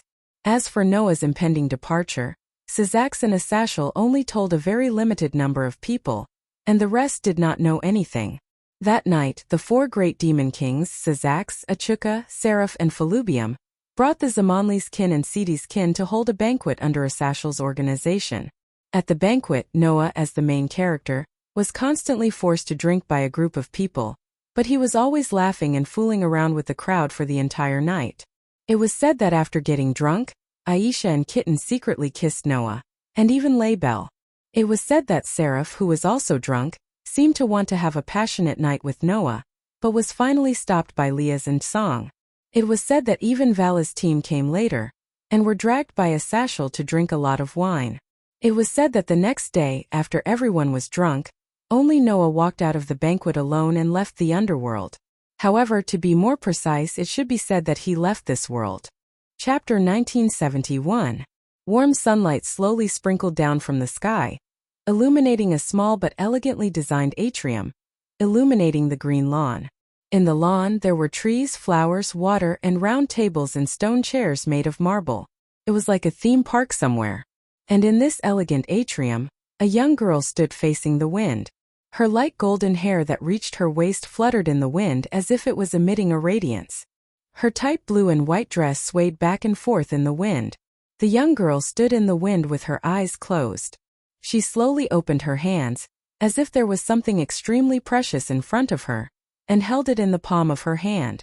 Clang! At this moment, a soft white light bloomed from the young girl's slender hands as if she was holding something. That white light was neither strong nor dazzling. It could only be considered bright, and it dyed the surrounding area with a pure white color. Such a soft and gorgeous white light, if it was seen by those who loved beauty, they would definitely be unable to help but approach it. Like a young girl, they would reach out their hands and gently hold that ball of light, right? However, generally speaking, the more beautiful something was, the more hidden behind it were sharp thorns that others could not profane. For example, the soft and gorgeous ball of light in the young girl's hand. Buzz! At a certain moment, the soft white light that bloomed in the young girl's hand suddenly trembled, as if it was stimulated by something, and became chaotic. The young girl's beautiful face suddenly became a little tense, and a drop of sweat dripped down her delicate cheeks, down her thin chin, and dripped to the ground. Obviously, the young girl was a little strained. In order to control the power in her hand, the young girl used almost all of her mind. But that only slightly delayed the time when she lost control. Not long after, the gorgeous ball of light in the young girl's hand suddenly expanded. From the size of a crystal ball, it instantly surged and covered the area around the young girl. Under the shroud of the white light, the ground began to tremble, and even the atmosphere began to emit a sorrowful cry, as if it had encountered a disaster. Just when the young girl finally could not control the power in her hand, and was about to let that terrifying power go out of control, a figure suddenly appeared beside her. Gotcha! With a soft sound, a wristband was clasped around the girl's wrist by a figure that suddenly appeared. Suddenly, the dazzling white light trembled and dissipated like a firefly. It turned into specks of starlight and disappeared into the world. Alright, that's enough, the person said to the young girl with an unquestionable tone. Let's stop here for today. We can't continue like this. Hearing this, the girl let out a long breath and slowly opened her eyes. It was a pair of eyes that were deeper in color than the girl's hair. They shone like gems. However, that pair of beautiful eyes were filled with depression at this very moment. Did I fail again? The young girl couldn't help but mutter, her tone filled with dejection. I thought I would be able to do it today. Compared to the beginning, he has indeed improved a lot. He can already control this power to a certain extent. The person sighed. It's a pity that it hasn't been long since you obtained this power, and this power is so strong. To be able to control it to this extent in such a short period of time is already very rare. Of course, the young girl knew. It was because she was the one who had this power. Compared to others, the young girl knew how strong this power was. However, it was precisely because it was powerful that it was not easy to completely control this power. In this city that was known as the center of the world, the young girl was already at the peak of all the people with power. However, she could only control this power to a certain extent. It was enough to see how strong this power was. Of course, in reality, how strong this power was also different from person to person. After all, no matter how strong it was only magic. The amount of power it could unleash was completely dependent on the magic power of the user. Until now, the young girl still couldn't completely control this powerful magic. Firstly, it was the type that was extremely difficult to control. Secondly, the young girl's spiritual energy that could be converted into magic power was extremely powerful. This allowed the power of this magic to be fully unleashed, making it even more difficult to control. However, with this magic, the young girl's power would increase by several levels. Thus, the young girl slightly shifted her gaze and looked at her companion. To put it bluntly, the young girl's appearance could already be considered as extremely beautiful. Even compared to the perfect goddesses from the heavens, she definitely wouldn't lose out in the slightest. However, the young girl's companion also had an extremely beautiful appearance. Soft emerald long hair and eyes of the same color. Her slender figure gave people the impression of being graceful, but also had a kind of delicate beauty. Her white skin seemed to be crystal clear, and her whole body exuded a clever and heroic temperament. In addition to her beautiful appearance, the other party also had a noble bloodline. That pair of long ears told everyone that this beautiful person was an elf. Moreover, she was a royal among the elves. Looking at this beauty who was respected and looked forward to even among the elves, the young girl called out softly, "Reveria, don't even think about it." Reveria seemed to know what the young girl was planning to do and immediately blocked her with a sentence. "Today's practice will end here. You're not allowed to continue practicing. You can only practice one morning a day. This is what we agreed on. Do you want to go back on your words?" "AIC. But," AIC said somewhat dejectedly, "I want to practice this crushing magic well." "I know. I also want to see you practice it well. Otherwise, who knows when you will force yourself to use it against your enemies in the underground city. At that time, if this magic goes out of control, it will be a problem for your life." Reveria shook her head. "But AIC, you have to know that although this magic is powerful, it also consumes a frightening amount of spiritual energy. If you force yourself to continue practicing it, it's one thing for your spiritual energy to be exhausted, but I'm afraid that you will suffer a spiritual backlash. At that time, even I won't be able to save you. I'm doing this for your own good." Saying such a sentence, Reveria once again spoke in an unquestionable tone. "No matter what, I'll only allow you to practice one morning a day. If you want to continue practicing, you have to wait until tomorrow. Today you're not allowed to practice." AIC immediately lowered her head in disappointment. Seeing AIC like this, Reveria didn't know whether to laugh or cry. "I'm starting to regret letting you learn from that person," Reveria sighed and said. "If I knew that he would teach you such a dangerous and troublesome magic spell, I would have stopped you. But there's a higher possibility that you wouldn't listen even if I stopped you." AIC immediately shut her mouth and didn't dare to say another word. Seeing AIC lowering her head like a child who had done something wrong and was worried about being scolded, Reveria felt angry and amused at the same time. All right, I'm just telling you not to practice it for the time being. It's not like I'm not allowing you to practice it. For safety's sake, you can continue practicing crush magic tomorrow," Reveria said in annoyance. "You can use the afternoon to practice your swordsmanship. You can even go to the underground city. At most, I won't stop you, okay?" AIC perked up her spirits. "But," Reveria added in a serious tone, "you're not allowed to go too deep. You have to return before the sky turns dark. Not long later, our clan tribe will be going to the deeper regions. At this crucial time you can't be injured, understand?" AIC immediately nodded. Reveria was satisfied and turned around. Just as she was about to leave, a voice came from behind. "Thank you, Reveria." Hearing this, Reveria's footsteps paused for a moment before she recovered and a gentle smile hung on her face. To Reveria, AIC was like her own daughter. Otherwise, she wouldn't accompany her to practice magic every day. Although AIC had always been rather taciturn, Reveria knew that this young girl's heart was far warmer than her cold appearance. What's more, compared to the past, AIC had changed a little recently. This is all thanks to that man. What an incredible man, no Adoria. Chapter 1972. The Labyrinth City, Olalai. It was famous for being built on top of the underground city. It was a city surrounded by a strong city wall. The exterior of the city wall was an almost endless stretch of flat land. Inside the city wall there were all kinds of buildings. In the center of the city there was a huge tower that almost reached the sky.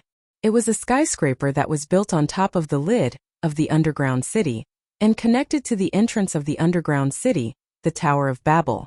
Looking down from above, one could clearly see that within the labyrinth city of Orally, the 8 main streets were all connected to the tower, causing the central plaza surrounding the tower to appear as though it was filled with a sea of people. If it were not for the fact that it was noon and most of the adventurers had entered the underground city and had not yet returned, the central square would have been completely filled with adventurers. Even now, the entire city was still extremely noisy.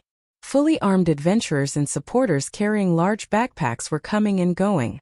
Some entered the Tower of Babel and went to the underground city, while others came out of the underground city. People were coming and going, and it was very lively. However, this lively atmosphere was disrupted at some point. On one of the streets that led to the central square where the Tower of Babel was located, there was a sudden commotion. There was only one reason for this commotion. That was a beautiful girl with light golden hair that reached her waist. She was wearing a blue and white skin-tight dress and a thin sword at her waist. She was walking slowly on the street. The newcomer was naturally Ace, who was allowed to enter the underground city by Riveria. Of course, even without Riveria's permission, Ace would go to the underground city almost every day when she could not practice crushing magic. Exploring the underground city's labyrinth could be said to have occupied Ace's entire life. That was because only by doing so Ace could become stronger.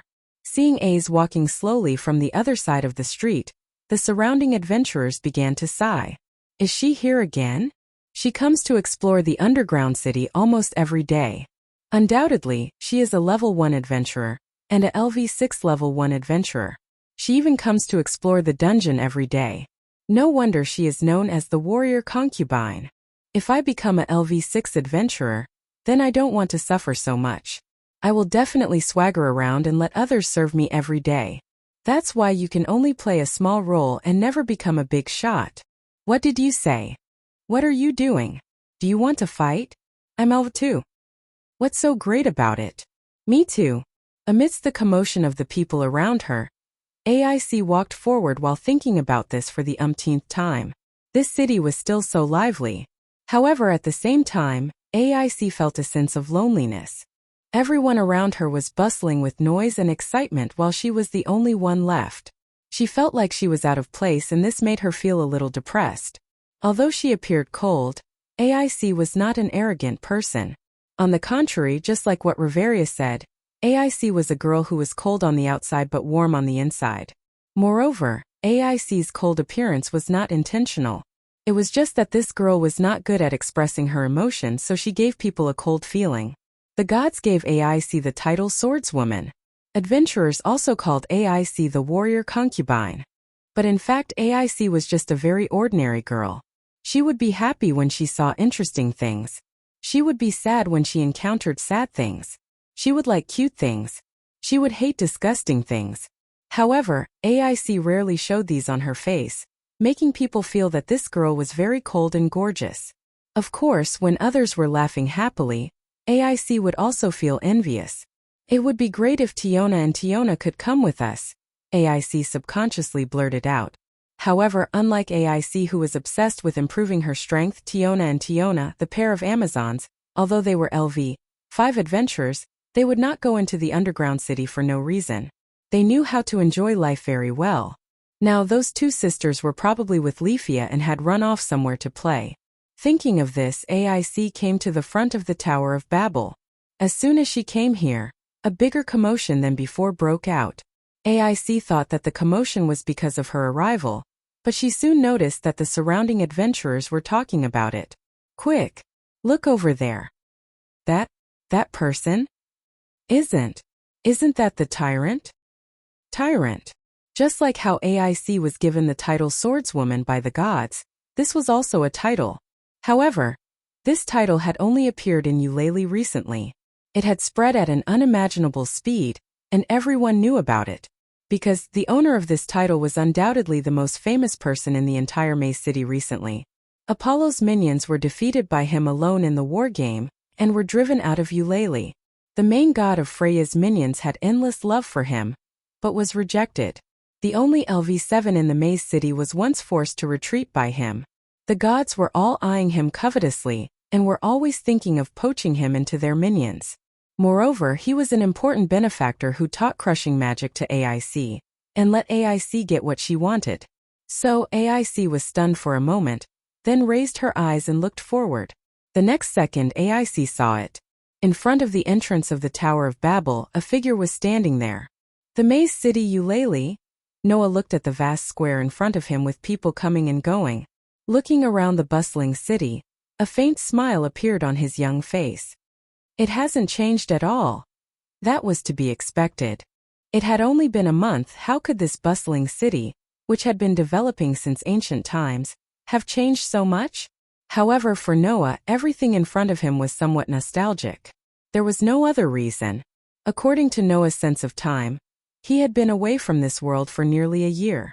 He came back after nearly a year, and when he saw everything in front of him again, he naturally felt very nostalgic.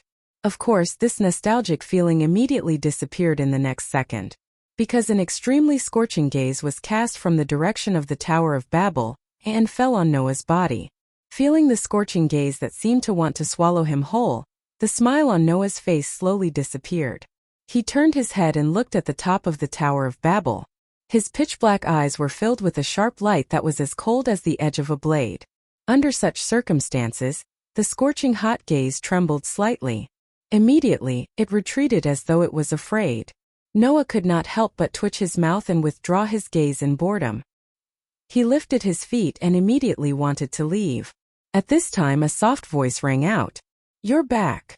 Hearing this voice, Noah stopped in his tracks and turned his head to look at the source of the voice. Over there, a young girl with a peerlessly beautiful appearance was staring at Noah with her gem-like eyes. There was not a single trace of emotion on her delicate face. Noah was stunned and said in surprise, "Why are you here? Why are you here?" "Can't I?" AIC blinked. Although her expression did not change, she seemed to have suffered a blow. "Am I in your way?" "No. No." Noah hurriedly shook his head and waved his hand. "I thought it was that boring beauty who came to find trouble with me again." "Beauty?" AIC was stunned, and then she remembered something and understood. "It seems that you are going to the dungeon, right?" Noah looked at AIC, who was neatly dressed, and scratched his cheek. "So, I should be the one in your way?" Looking at Noah scratching his cheek, as if he was considering whether to leave or not, AIC hesitated for a while and then subconsciously spoke. "No, I am not going to the dungeon." After saying that, AIC lowered her head and felt a sense of guilt in her heart. This was definitely the first time AIC lied.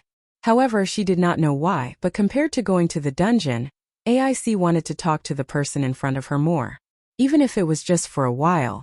Chapter 1973. In the end, AIC didn't enter the underground city. Instead, she sat down with Noah on a bench beside the fountain in the central square, and actually started chatting. Noah asked AIC about the recent situation of Hestia's clan. However, AIC was basically clueless. That was because she had been hiding in the base camp of Loki's clan for the past month to train her crushing magic. She didn't have the spare energy to care about the situation outside. AIC then asked Noah about his gains in the underground city. Unfortunately, after Noah entered the underground city, he directly left this world not long after and only returned today. And as soon as he returned, he immediately left the underground city.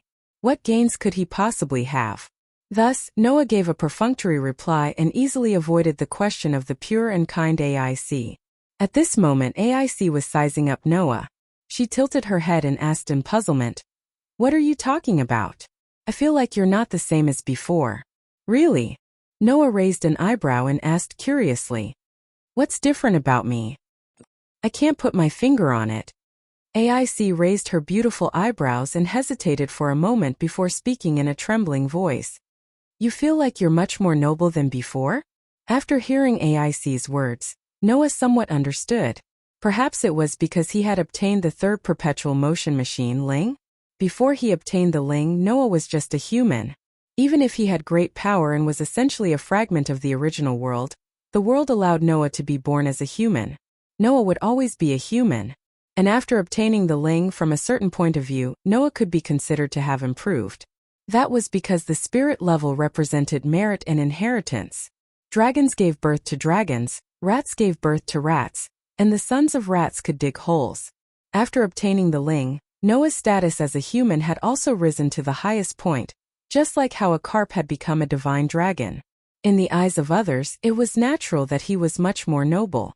In the past, didn't Letitia and Pest say that Noah had some changes after obtaining the Ling? It seemed that AIC had also noticed this change. He guessed that the beauty on the Tower of Babel had also noticed the change in Noah, so her gaze became more intense than before. With that thought in mind, Noah didn't hide it from AIC. I've had some fortuitous encounters recently, so it's natural for me to change a little. Hearing this, AIC shifted her gaze to Noah. She stared straight at Noah and only spoke after a while. You've become stronger again? Become stronger. Noah laughed bitterly. I don't know if it counts. Compared to before he left this world, Noah had indeed changed a lot. At that time, Noah's authority was still on him. If he fully unleashed it, it would be more than enough to reach Hakata's 3 digits. After all, at the time, Noah was already able to use 2 clones of authority at the same time, and could unleash them for a short period of time.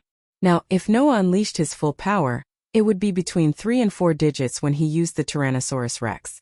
Compared to before he left this world, it was much weaker. However, before he left this world, although Noah could use 2 clones of authority at the same time, reaching 3 digits, it was only temporary. The consumption and burden were huge. On one hand, he could reach 3 digits for a short period of time. On the other hand, he could reach 3 to 4 digits without any side effects. As for which side was better, he really didn't know how to calculate.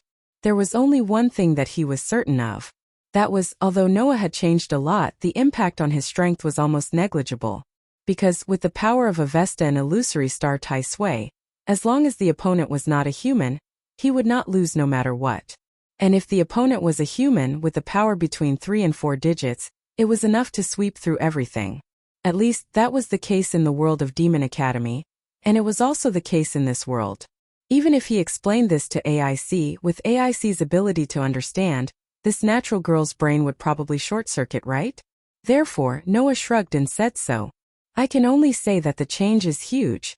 As for whether it is stronger or not, it depends on who the opponent is. Is that so?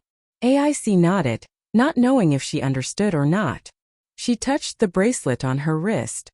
But I haven't been able to practice crush magic well. You haven't been able to practice it well. Noah laughed. That's normal. How long has it been since you got crush magic? Back then, in order to practice this magic well, I had to practice it deep in the mountains and forests for 4 whole years. 4 years?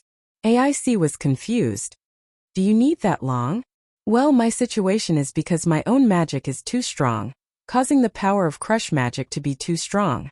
It is even more difficult to control, so it took me 4 years. Noah looked at AIC as if he could see through her soul and said so. As for you, although your spiritual force is very strong, it has not reached the level of my childhood. With your talent and hard work, coupled with the assistance of LV.6 ability value, if it goes well, in a few months you should be able to apply it more or less in combat. A few months? AIC couldn't help but ask. A few months is only enough to apply it in battle? You should be satisfied. Noah said in a bad mood. The person who taught crush magic to me has been using it for decades, and he hasn't fully controlled it yet. It's already a good result for you to be able to apply it in battle. After that, Noah stretched out his hand and gently stroked AIC's head. AIC was stunned for a moment. Don't worry, there is nothing wrong with pursuing power, but if you blindly pursue power, then there is no benefit at all. Noah smiled slightly. As long as you are down to earth, this magic will become your strength sooner or later. You are the swordswoman, the most talented adventurer in the whole Eulalia. Have some confidence in yourself. AIC looked at the smiling Noah in a daze, feeling the warm big hand on her head, and couldn't help but feel lost in her heart. AIC lost her parents when she was a child, joined the Rosai family, and became a member of the Rosai family. Since then, AIC had been fighting in the dungeons to become stronger. She didn't even have time for entertainment and relaxation. If it wasn't for Riveria, Tiona accompanying her, she wouldn't be cold on the outside but warm on the inside. Instead, she would be a walking corpse from head to toe. Under such circumstances, AIC couldn't remember how many years it had been since she was touched by someone so gently. The last time she was touched like this, it seemed to be before her parents passed away, right? Therefore, AIC couldn't help but be immersed in the feeling that she hadn't felt for a long time. For a moment, she kept looking at Noah and didn't look away.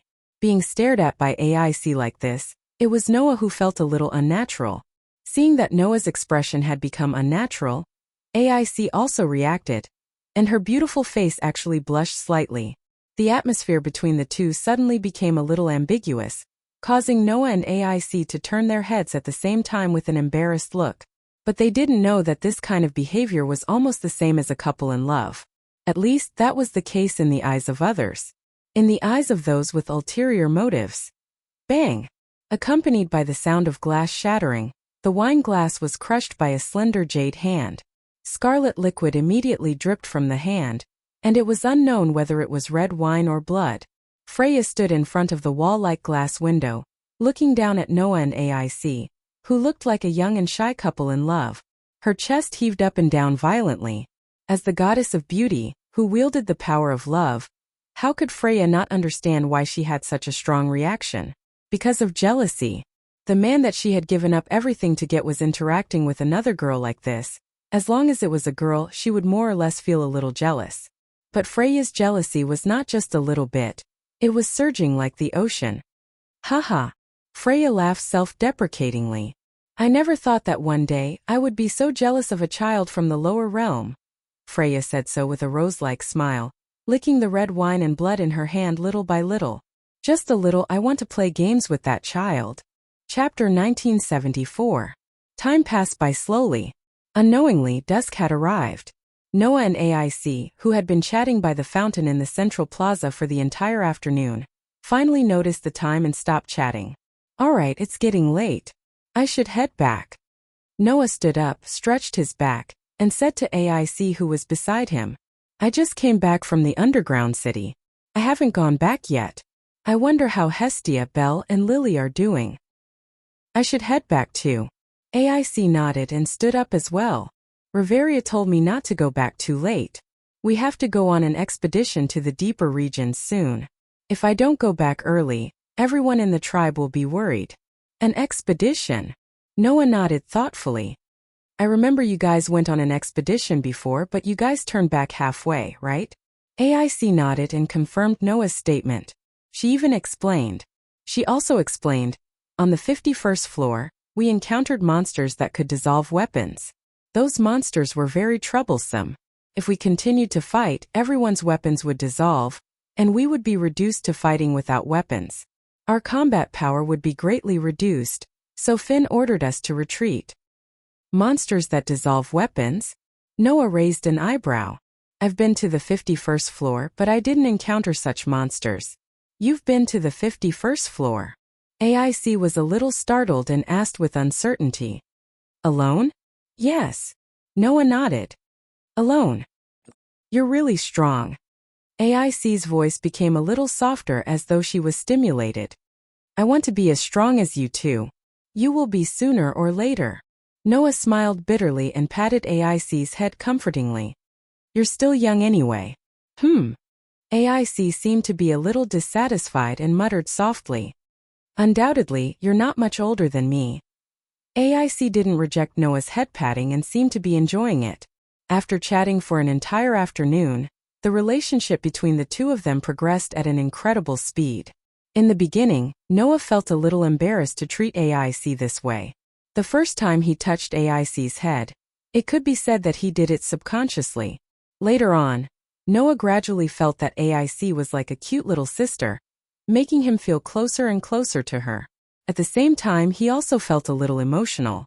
This young girl, except for the fact that she didn't seem like a girl when it came to pursuing power, was just an ordinary girl in all other aspects. AIC, who didn't know what Noah was thinking, answered his question. The 51st floor is very big. Some areas haven't even been mapped out in detail.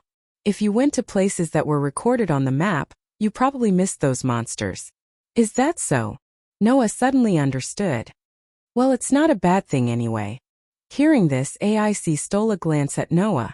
After hesitating for a while, she asked carefully, Do you want to come with us during the expedition? Me. Noah was stunned for a moment, and then he didn't know whether to laugh or cry. I'm a member of a different clan tribe from you, and the goal of the expedition is the unreached area, which is the floor that hasn't been conquered yet. If we can conquer a floor that no one has been to, it's undoubtedly pioneering. With such great benefits and glory, is it appropriate for me to share it with you? It's okay. AIC didn't have much hope at first, but seeing that Noah didn't directly refuse, She suddenly mustered up her courage. The last expedition was due to the consumption of weapons. This time Loki and Finn have made a lot of preparations. They even invited the blacksmiths of Hephaestus's clan tribe to help us repair and forge weapons. Your clan tribe can also participate. Did Loki's spawn hire Hephaestus's spawn? Noah asked with a smile. Even so, it's very difficult for our clan tribe to participate in your expedition. Let's not talk about the fact that there are only 3 members in our clan tribe, and 2 of them are all LV, 1 low-level adventurers, and 1 of them is even a support. Let's talk about the matter of your overgod. Is it possible for him to cooperate with my overgod to conquer the unreached area? AIC was suddenly speechless. That's right. Let's not talk about other things, just the grudge between Hasti and Loki was a threshold that couldn't be crossed. The 2 were like natural enemies. Even if it wasn't to the point of life and death, it was to the point of bitter hatred. How could such a big thing as an expedition to the dungeon and reclaiming the unreached area be possible? Moreover, the problem that Noah mentioned was also a problem. If Loki's clan really wanted to invite someone to explore the buried city with them, it would be a powerful clan like Freya's clan, not a small clan with only 3 members like Hastia's clan. I think your power is already sufficient. AIC was silent for a moment before she said this. If it were you, Loki would definitely consider it. After all, even though Loki hated Hestia, he had always been eyeing Noah and even thought highly of Noah. As the saying goes, love the house and its crow, hate the house and its crow. Even though Loki was not on good terms with Hestia, he still thought highly of Noah, who was a member of Hestia's clan. It was enough to show how much Loki valued Noah. If it was Noah, Loki might really consider it, right? At this moment, even Noah began to ponder. Although he was not like other adventurers who explored dungeons as their career, as a man who did not want to take risks. That was how the buried city attracted everyone's curiosity and adventurous spirit, attracting countless people to explore it. Unexplored areas. What could one encounter in such an unexplored area? As long as one thought about it, one would not be curious. Although Noah had already gotten rid of the impatience of a young brat, his own strength was outstanding, and no one had explored below the 58th floor of the buried city. Moreover, there were questions such as how monsters were born, how magic stones were produced, and why the buried city rejected divine power. Noah wanted to take a trip. Of course, at most it was just a little. Thus Noah said so. This matter is not that urgent. If you really want me to help, go back and discuss it with Loki and Finn. I think they should have more ideas. Okay. AIC nodded heavily. I will. Seeing how serious AIC was, Noah could not help but feel a little amused as he continued to stroke her head, making her blush slightly again. Noah had to admit that he really wanted to treat AIC as a cute little sister. After saying goodbye to AIC in the central square, Noah walked out of the square and walked in the direction of Hestia's clan. I wonder how everyone is doing. Recalling the members of the clan that he had not seen for almost a year, Noah's footsteps could not help but quicken a little. At the same time, the news of Noah's return from the buried city also spread like wildfire, and was quickly learned by the major clans of Eulalia. The return of the tyrant, who once destroyed the entire clan of Apollo with his own strength, and once forced the only LV7 to retreat, suddenly attracted the attention of many people, including the Lord God of Hestia's clan. So, before Noah had time to return to the base camp of Hestia's clan, a commotion suddenly arose on the street in front of him. Get out of the way! Get out of the way! A petite figure rushed out from the other side of the street, shouting as she rushed. My Noah is back. I have to hurry to greet him. All of you get out of the way. Seeing the petite goddess rushing all the way, many people were startled and quickly moved aside. When they reacted, they were just about to scold her. But they suddenly showed a perverted expression. Because the petite goddess with an unusually full upper body followed the natural law of her plump upper body, swaying up, down, left, and right desperately in the process of rushing all the way, which could make any man's eyes pop out. Noah was also almost scared. When he recovered, he quickly grabbed the goddess before she was about to rush past him. Ah! Hestia cried out in alarm and glared at him. What are you? Before she could finish her sentence, Hestia saw Noah with a speechless face. Chapter 1975. Noah? Noah? Hestia asked in an uncertain tone, as if she was trying to test the waters. Noah, who was speechless, couldn't help but burst into laughter when he saw how worried he was about recognizing the wrong person. I say, my deity, who are you running so fast to meet?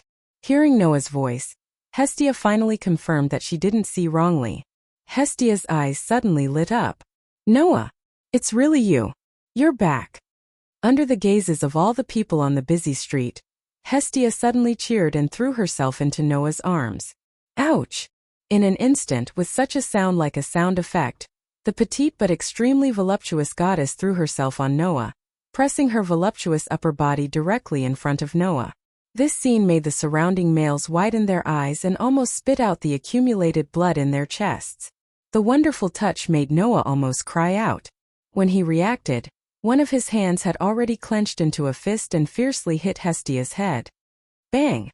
A merciless muffled sound rang out. Wah!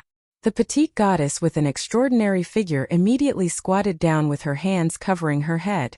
She complained to Noah with tears in her eyes. What are you doing? I want to ask you what you're doing. Noah's mouth twitched. Haven't you changed your bad habit of hugging me at the drop of a hat? What? What's wrong with hugging? Hestia shouted with tears in her eyes.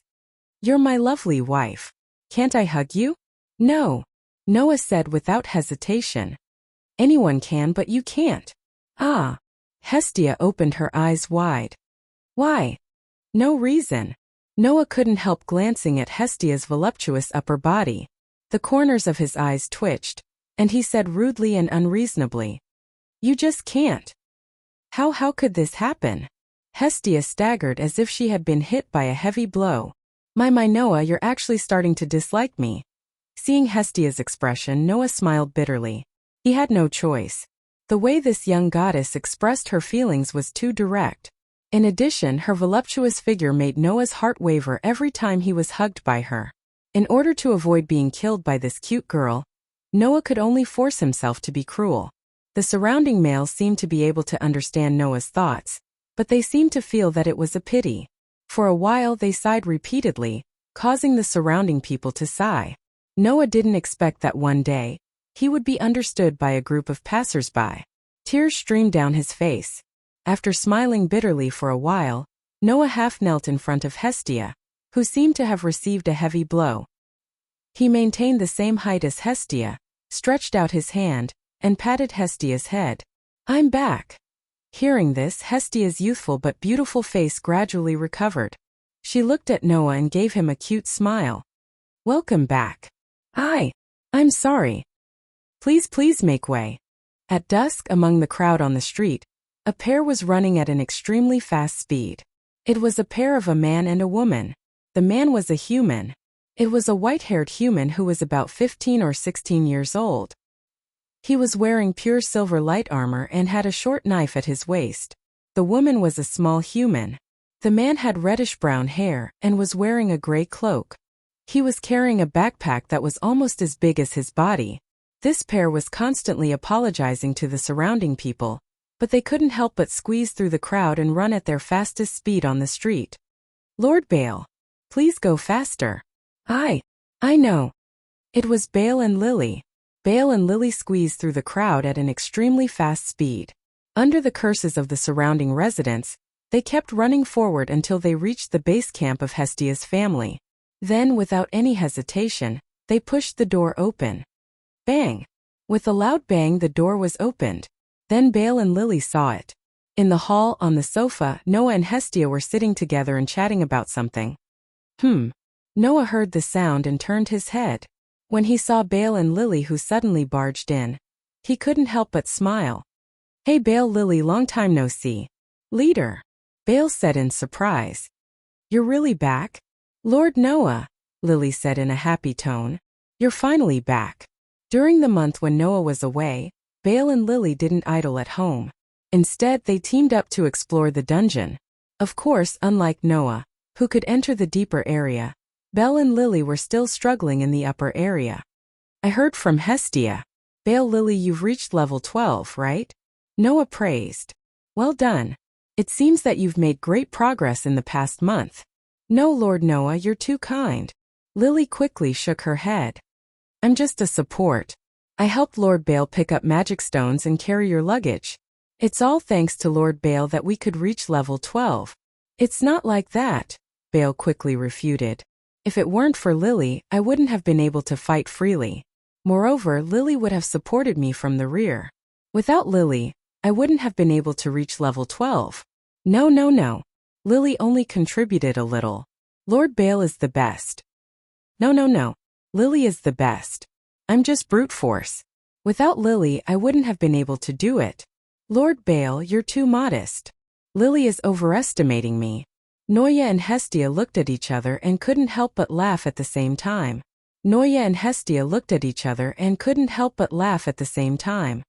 Alright, both of you have worked very hard.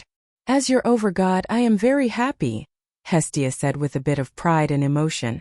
A few months ago, I was still a destitute god who didn't even have a clan or a single member. That's why I've seen your performance, and I'm satisfied from the bottom of my heart. You don't have to decline. Hestia is right. Noah nodded and glanced at Bale and Lily. A month ago, Bale was still a rookie. Now he's already reached the 12th floor. I've seen your progress and growth. Although Lily isn't good at fighting, I know that you're a think tank. Without you, Bale wouldn't have been able to clear the floor so quickly. You must have helped a lot behind the scenes. Both of you have done well. With that said, Noah picked up 2 pieces of parchment from the table. Even if you're modest, your current ability values are recorded here. I can see that you've made great progress just by looking at your ability values. Bale Crone LV. 1 Strength, B 737, Durability, C 677, Dexterity, B 749, Dexterity, A 817, Magic Power, C 611, Magic Flame Lightning Quick Attack Magic Skills. Hero's Wish active action has the right to execute it. Leluka Erda LV. 1 Strength, I 81, Endurance, H 124, Dexterity, G 236, Dexterity, F 388, Magic Power, E 404, Magic Cinderella Transformation Magic. Transformation image changes according to imagination when chanting. Failure when lack of specificity. Suggested imitation. Chant, your mark belongs to me, my mark still belongs to me. Incantation. The voice of the apocalypse at 12 o'clock. Skills behind the scenes bonus when the weight of the equipment exceeds a certain level. The ability bonus is proportional to the weight. Let's not talk about Lily for now. Bale's ability value is growing really fast. A month ago, none of his basic abilities were at level H, but now the lowest one is at level C. Ability value can't lie. Noah smiled. So don't be modest. Is that so? Bale and Lily both scratched their heads embarrassedly, but there was a trace of excitement in their expressions. Clearly, the two of them were very happy to be praised by their leader, Noah. By the way, I just came back and I'm a little hungry. Noah changed the topic. Bale, Lily, can you help me make something to eat first? Yes. Bale and Lily quickly put down the equipment in their hands and walked into the kitchen. Looking at Bale and Lily who walked into the kitchen, Noah's eyes narrowed slightly. Chapter 1976. Listening to the voices of Belle and Lily in the kitchen, Noah shifted his gaze back to the parchment in his hand. Looking at their ability values, he frowned slightly. Hestia, who had been observing Noah, naturally saw the slight frown on Noah's face. However, she didn't feel puzzled. Instead, she lowered her voice and said, she asked in a low voice, "What do you think? That's impossible, right?" Noah also lowered his voice, but he did not look at Hestia. Instead, he took out the parchment that recorded Bale's ability value and placed it on the table. Isn't the growth of this ability value a little too unusual? That's right. Bale's ability value growth was a little unusual. Now Noah was no longer the young boy who didn't know anything when he first came to this world. Noah had personally helped him upgrade his ability value more than once, so he was much more familiar with it than before. Therefore, Noah knew that Bale's ability value growth was a little unusual. I remember you told me before that in other spawns, the average ability value would only grow faster at the beginning. Even so, within 1 or 2 weeks or even 1 or 2 months, their basic ability proficiency would not exceed 20 points, Noah said. If that's the case, isn't Bale's ability value growth a little too unusual? Others could only increase their basic ability proficiency by less than 20 points within 1 or 2 weeks, or even 1 or 2 months. But in this 1 month, to what extent did Bale's proficiency in his basic abilities increase? It increased by more than 3,000 points. Was this growth rate normal? Of course it's not normal, Hestia replied, but then her face fell. She looked at Noah with an annoyed expression. I really want to say that, but don't forget that Bale took at least a month to grow to this point. You, on the other hand, increased your ability proficiency by more than 2,500 points in a day. You even leveled up twice in a month. Who's more abnormal than you? Noah choked. If it wasn't for the fact that I was immune to your strange growth, I would have been scared out of my wits. Hestia sighed and reached out her hand. However, it's different from you. The reason why you can grow so quickly is because of the possibilities in your body. The reason why Bale can grow so quickly is because of his skills. She lightly traced her finger on the parchment that recorded Bale's ability value. Clang! Under a faint flash of light, the ability value on the parchment changed a little. To be more precise, there was an additional skill in Bale's ability. Longing with all my heart precocious. The effect was maintained at the same time as the feeling of longing. The stronger the longing, the greater the effect. Yearning with all my heart? Noah said in surprise. What skill is this? It's a rare skill, Hestia said with certainty. I think the reason why Bale's ability value grew so quickly is because of this skill. In other words, this is a skill that can increase the speed of growth. Noah was a little surprised. It seems that Bale's luck is not bad. It's not luck, Hestia shook her head and said seriously to Noah. Don't forget, the so-called skills are created when a person's nature, constitution, and interest are related to other factors. Bale's skill is the same. For example, Miss Support's hero behind the scenes is based on her determination to become a professional support. Bale's hero wish is probably because he was stimulated by you and longed to become a hero like you. That's why it was created. Hestia pointed at the skill in Bale's ability value. And this so-called yearning with all my heart is no doubt because Bale has a strong longing for someone. It's based on that. Who did he have a strong longing for? Noah was stunned. Then, he remembered how Bale always blushed in front of a certain young lady. His eyes widened at once. It can't be. That's right, Hestia said helplessly. The girl that Bale has his eyes on should be the one from that idiot Loki's clan. Who was it? Ace Wallenstein. In the beginning, Bale was looking forward to being the first person he would meet when he met the beautiful girl in the underground city. Since that was the case, it was not strange for Bale to have a yearning for AIC. Unfortunately, that Wallenstein doesn't have any interest in Bale, Hestia said with gritted teeth. If it was someone from our clan, I wouldn't mind helping Bale. But since Bale has his eyes on someone from Loki's clan, then don't even think about it. You two still don't like each other. Noah was speechless.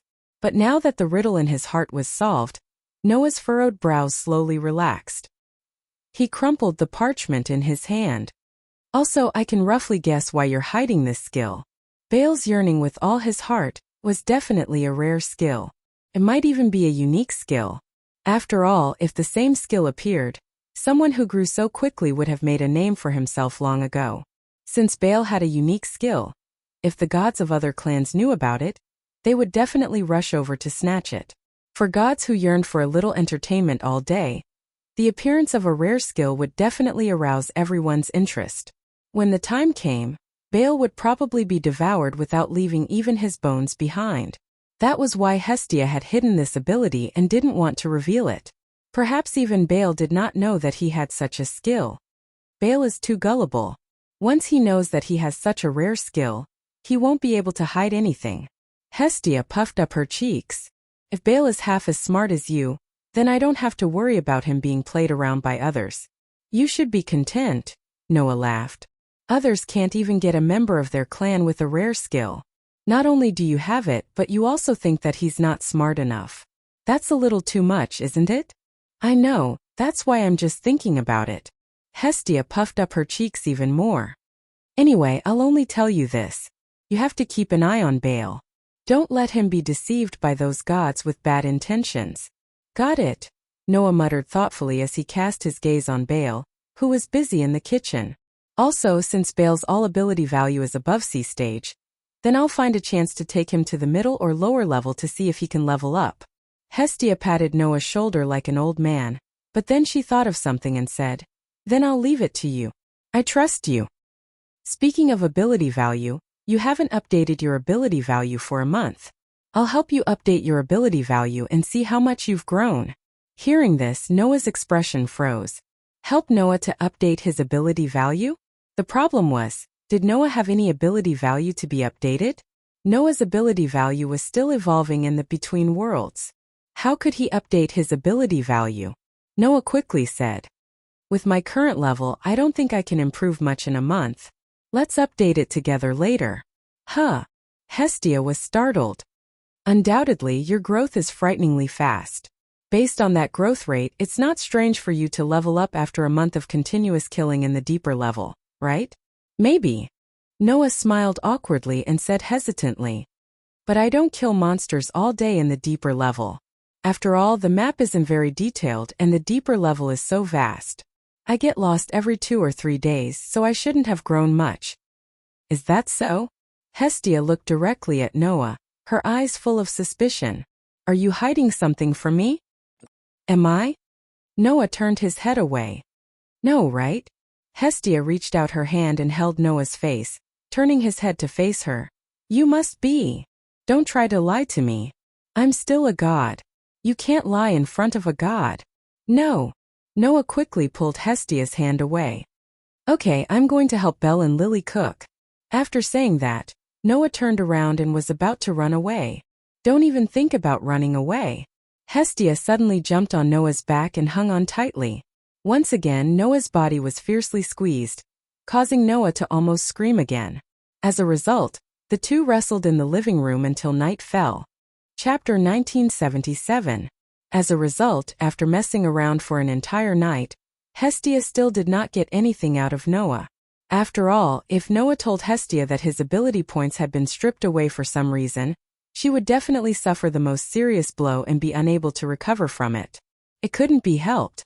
The ability points carved by the gods were equivalent to belonging to a member of a clan. It told everyone that they belonged to the clan. In Hestia's opinion, Noah's ability points being stripped away was the same as leaving one's clan. In addition, Noah's ability points were carved by Hestia herself. Noah himself was the first member of Hestia's clan and the family member that she valued the most. If she knew that Noah's ability points had been stripped away, even if it was only temporary, it would definitely be a blow to her. Ever since the war game with Apollo's minions, Hestia's possessiveness towards Noah had risen to the extreme. She would never allow any main god to touch Noah. Normally, she would guard against gods as if they were wolves. It could be seen how important Noah was to Hestia. And now, the ability value that I had personally engraved on Noah had been stripped away. Noah no longer had the favor that I had given him. He was now considered free. Regardless of the reason, this fact alone would make Hestia cry, wouldn't it? Therefore, Noah really could not tell Hestia the truth. He could only endure Hestia's endless pestering, while wailing under the various intimate touches of the young goddess. In the end, he was freed by Baal and Lily. However, it didn't take long for a new problem to arise. That was the problem of accommodation. It should be noted that there were only 3 rooms in Hestia's clan's base camp. After Lily moved in, an emergency had been declared for the room. However, at that time, Noah was ready to leave, so he gave his room to Lily. Now that Noah had returned, the problem of the room arose once again. Noah did not mind sleeping on the sofa in the living room. However, whether it was Hestia, Baal, or Lily, none of them agreed to this matter. Therefore, after some arguments, Hestia announced in the most willful manner, "Noah will stay in my room. No one is allowed to object." Under the orders of the overlord, Baal and Lily compromised. As for Noah, there was only one thought in his mind. It's over. That night, Noah was hugged tightly by Hestia, and she also rubbed against him fiercely for the entire night. Noah almost had a nefarious desire. If it wasn't for the fact that Noah knew that Aster, Athena, Orpheus, and Lilith were still living in his gift card, and that the 4 girls could peek into the outside world at any time and see what he was doing, Noah wasn't sure if he could endure it for the entire night. Not to mention, the goddess of wisdom seemed to have seen through Noah's heart. When Hasti gave Noah all kinds of benefits, she spoke to Noah in such a way that it was as if she had seen through Noah's heart. She is like me. She is famous for being a virgin goddess. She has always maintained her purity. Do you want to blaspheme such a goddess while she is sleeping? Is she my fated person? This sentence made Noah completely lose his temper. That night, Noah couldn't sleep without any suspense. Moreover, he would probably continue to have insomnia for the rest of the night. In this regard, Noah could only leave this sentence in the endless night. What kind of sin have I committed? The next day, as soon as the sun rose, Noah came out of Hestia's room. Leader. Lord Noah? In the living room, Belle and Lily, who were tidying up their equipment, were quite surprised to see Noah coming out of the room. There was no other reason other than the fact that Noah looked so tired that he almost had 2 dark circles around his eyes. In the hearts of Belle and Lily, Noah had always been a great existence. He was like a hero and a brave man. He could even destroy Apollo's family with his own strength. Even LV7, who was known as Orly's ultimate weapon, couldn't do anything to him.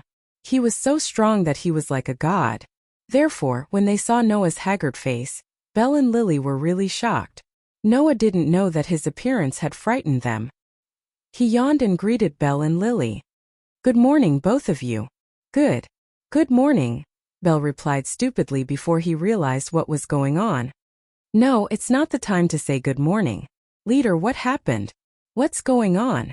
Noah was slightly startled and asked curiously. Nothing. Why did you suddenly say that? Because Lord Noah looks very tired, Lily said cautiously. Did he not have enough rest? Then Lord Noah, it's best for you to take a rest. Yes. Belle nodded. Leader, you just came back from the deep zone. You should rest more. No need, Noah said with a wry smile. Anyway, I definitely can't rest. Can't rest? Belle and Lily were taken aback, and they were extremely puzzled. Why can't he rest? Did something really happen? Belle and Lily both thought so. However, before the two of them had the chance to think too much, Noah spoke lazily. Are you going to the dungeon? Yes, Lily replied. Lily and Lord Belle usually enter the dungeon at this time. Is that so? Noah nodded and continued asking. Then which level are you going to today? Same as yesterday. We're going to walk around level 12, Belle said dejectedly. Actually, I want to go to level 13. Don't even think about it, Lord Belle, Lily interrupted without hesitation. Starting from the 13th floor is the middle floor. In the division of the guild, it is a floor that only LV. 2 high-level adventurers can explore. Although Lord Belle is already considered to be outstanding in LV.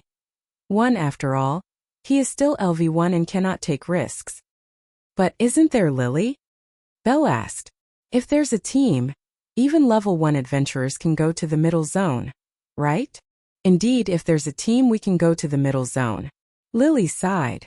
But Lord Bale, please think about it carefully.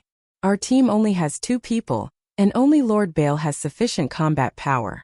Lily is only a support, and her combat power is not up to par. It is too dangerous for us to challenge the middle class in our current situation. Belle naturally understood Lily's meaning, but he didn't know what to say and lowered his head. Although it wasn't like before, where he wanted to seek encounters in the dungeon all day long, as an adventurer, he definitely wanted to challenge the lower zone. Unfortunately, the middle zone was different from the upper zone. Starting from the middle zone, the monster's strength would not only increase to a level that was extremely dangerous for level 1 adventurers, but the frequency of monsters' appearance would also increase greatly. With Belle's current strength, if he went to the middle zone, even with Lily's support, he would definitely die. Lily doesn't want to stop Lord Belle like this, but it's really not suitable to go to the middle zone at the moment. Even if Lord Belle rose to level 2, Lily would still stop him. Lily said very seriously. Lily had the honor of going to the 17th floor with Lord Noah, so Lily knows how terrible the monsters in the middle zone are. Unless Lord Belle can find other trustworthy teammates, it's too dangerous to go to the middle zone now. Teammates. Belle was a little dejected. At this moment Noah spoke. In that case, let me be your teammate.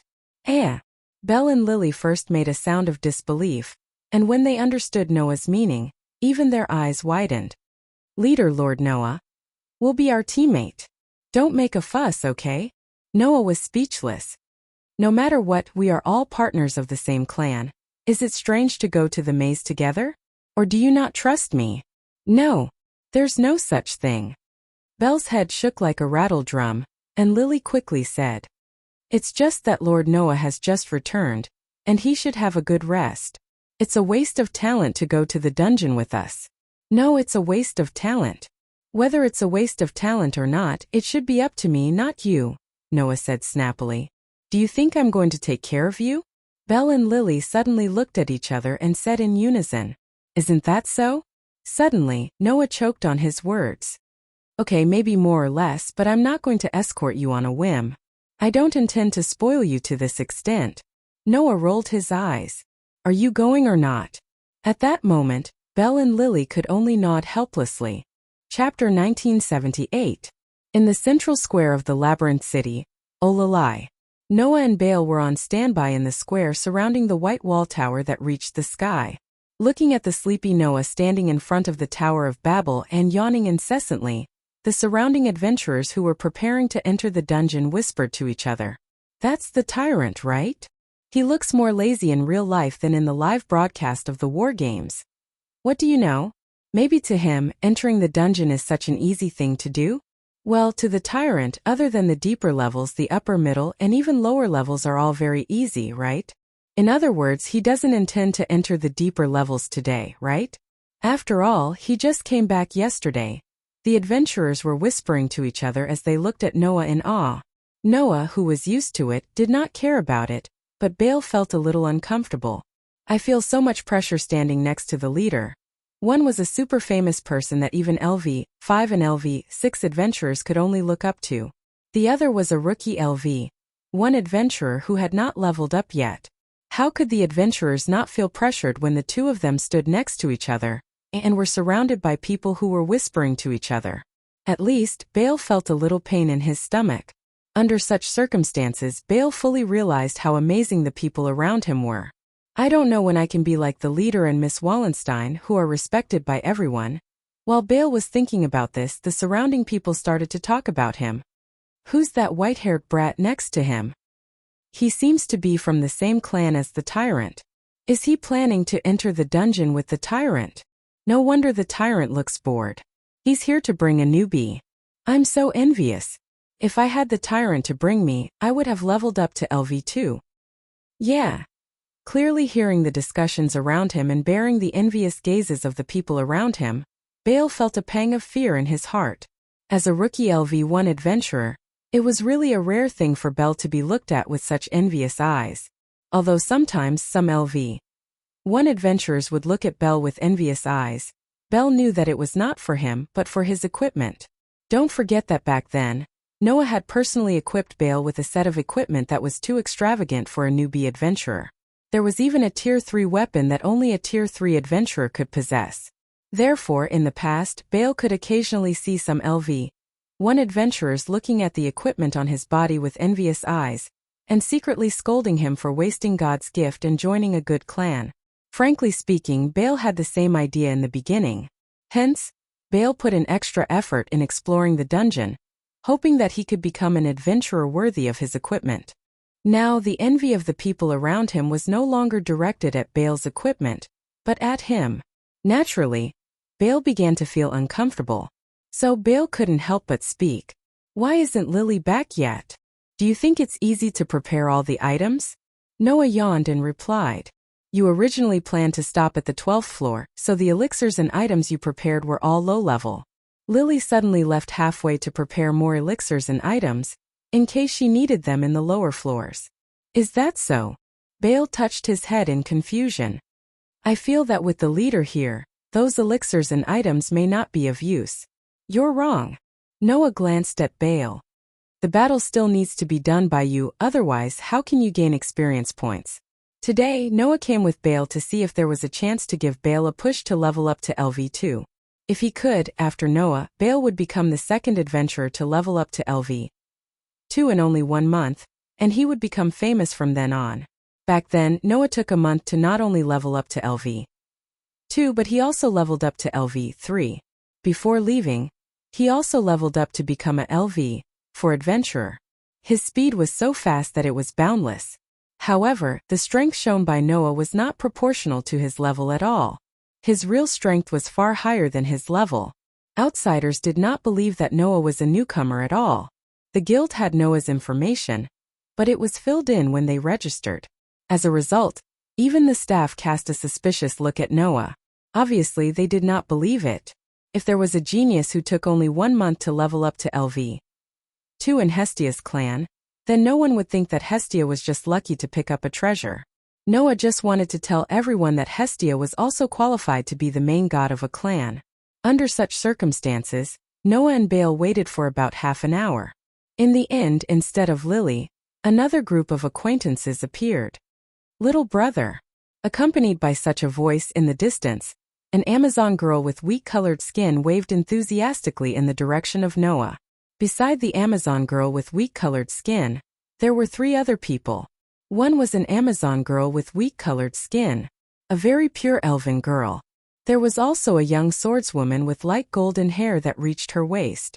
She had golden hair and golden eyes. Surprisingly, they were Tiona, and Rafia of Loki's clan, as well as Ace, who was the first to welcome Noah's return yesterday and chatted with Noah for a whole afternoon. You. Noah looked at the girls of Loki's clan in a daze. You're here too. Miss Wallenstein. Bale's face quickly turned red when he saw Ave. He hurriedly hid behind Noah. Unfortunately, the girls of Loki's clan didn't care about Bale at all and ran straight to Noah. Long time no see, little brother. Tiona hugged Noah's arm as if she was very happy. As expected, you came to the dungeon today too. When Ace said you were coming back, we thought we would meet you today. Tiona pursed her lips and smiled. After all, we've always been fated to meet each other. And every time I meet you, it's definitely not a good thing. Noah let out a sigh and looked at Ace, who had been standing there quietly. His voice softened a little. Didn't you say yesterday that Reveria allowed you to practice crush magic in the morning? I thought you would definitely come in the afternoon. I came with Tiona today. Ace's expression was as emotionless as usual, but her eyes were much gentler than usual. I didn't want to come so early. Just like what Tiona said, I felt like I would meet little brother today, so I called Ace and Leafia along, Tiona said with a smile. And we have to earn some money to repay the debt for the custom-made weapons. Custom-made weapons? Noah immediately understood. I see. Are you talking about the monsters that could dissolve weapons during the previous expedition? That's right. Our weapons were dissolved by those despicable monsters, Tiona said with a sigh. In the end, we had to borrow money for the custom-made weapons except for Leafia. How unlucky. In other words, you intend to enter the dungeon to repay the debt. Noah nodded and looked at Leafia in confusion. Then why are you here? I see. Wait. Why do you suddenly understand? Leafia widened her eyes. Didn't you want to ask why I'm here? After all, Leafia was a magic shooter who specialized in magic. Unlike Ace and the others, she didn't need to use weapons at the front line. She shouldn't need to borrow money for the custom-made weapons. It wasn't surprising that Noah wanted to ask why the elf girl was here. However, halfway through the question, Noah guessed the reason. As for you, you must have come because Ace is here, right? Noah looked at Leafia with a faint smile. Isn't that so? Leafia was at a loss for words. Tiona couldn't help but laugh out loud. At this moment, Ace asked Noah tentatively, "Do you want to go down together?" Of course, she was referring to entering the dungeon. Hearing this, Noah said, "I have 2 newbies here. It might take a lot of time." "It's okay," Ace answered simply. "We only plan to go to the 18th floor today." Noah pondered for a moment and nodded. However, Noah did not expect that this nod would indeed confirm what he had said before. Nothing good would come out of meeting Loki's family. Chapter 1979. In the fog-filled underground city, a roar that caused the air to tremble slightly resounded. This was the 12th floor of the underground city. On this floor, shrouded in heavy fog, a fierce battle was going on. Bale, holding a dagger, was like an arrow leaving the bow. He stomped on the ground and rushed towards the group of orcs in front of him.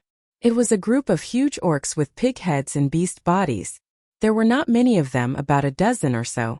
However, these dozen or so orcs were definitely not something a LV1 adventurer could deal with. However, Bale rushed forward without fear. The dagger in his hand cut through the air again and again, bringing with it a cold blade light, passing through the fat bodies of the orcs. Poochie poochie poochie.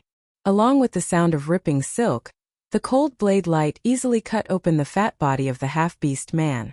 It cut open the thick flesh and peeled open the tough fur, causing numerous hideous wounds to appear on the half-beast man's body, causing bursts of blood to spurt out. The orcs all roared in pain, but after being injured, they became even more violent. Holding a stick in their hands, as if they had fallen into madness, they fiercely swung it at the adventurer who attacked them.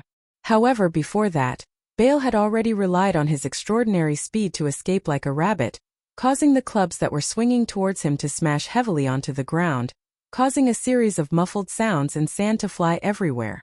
Bale wandered in the flying sand at an impressive speed. His figure was like lightning.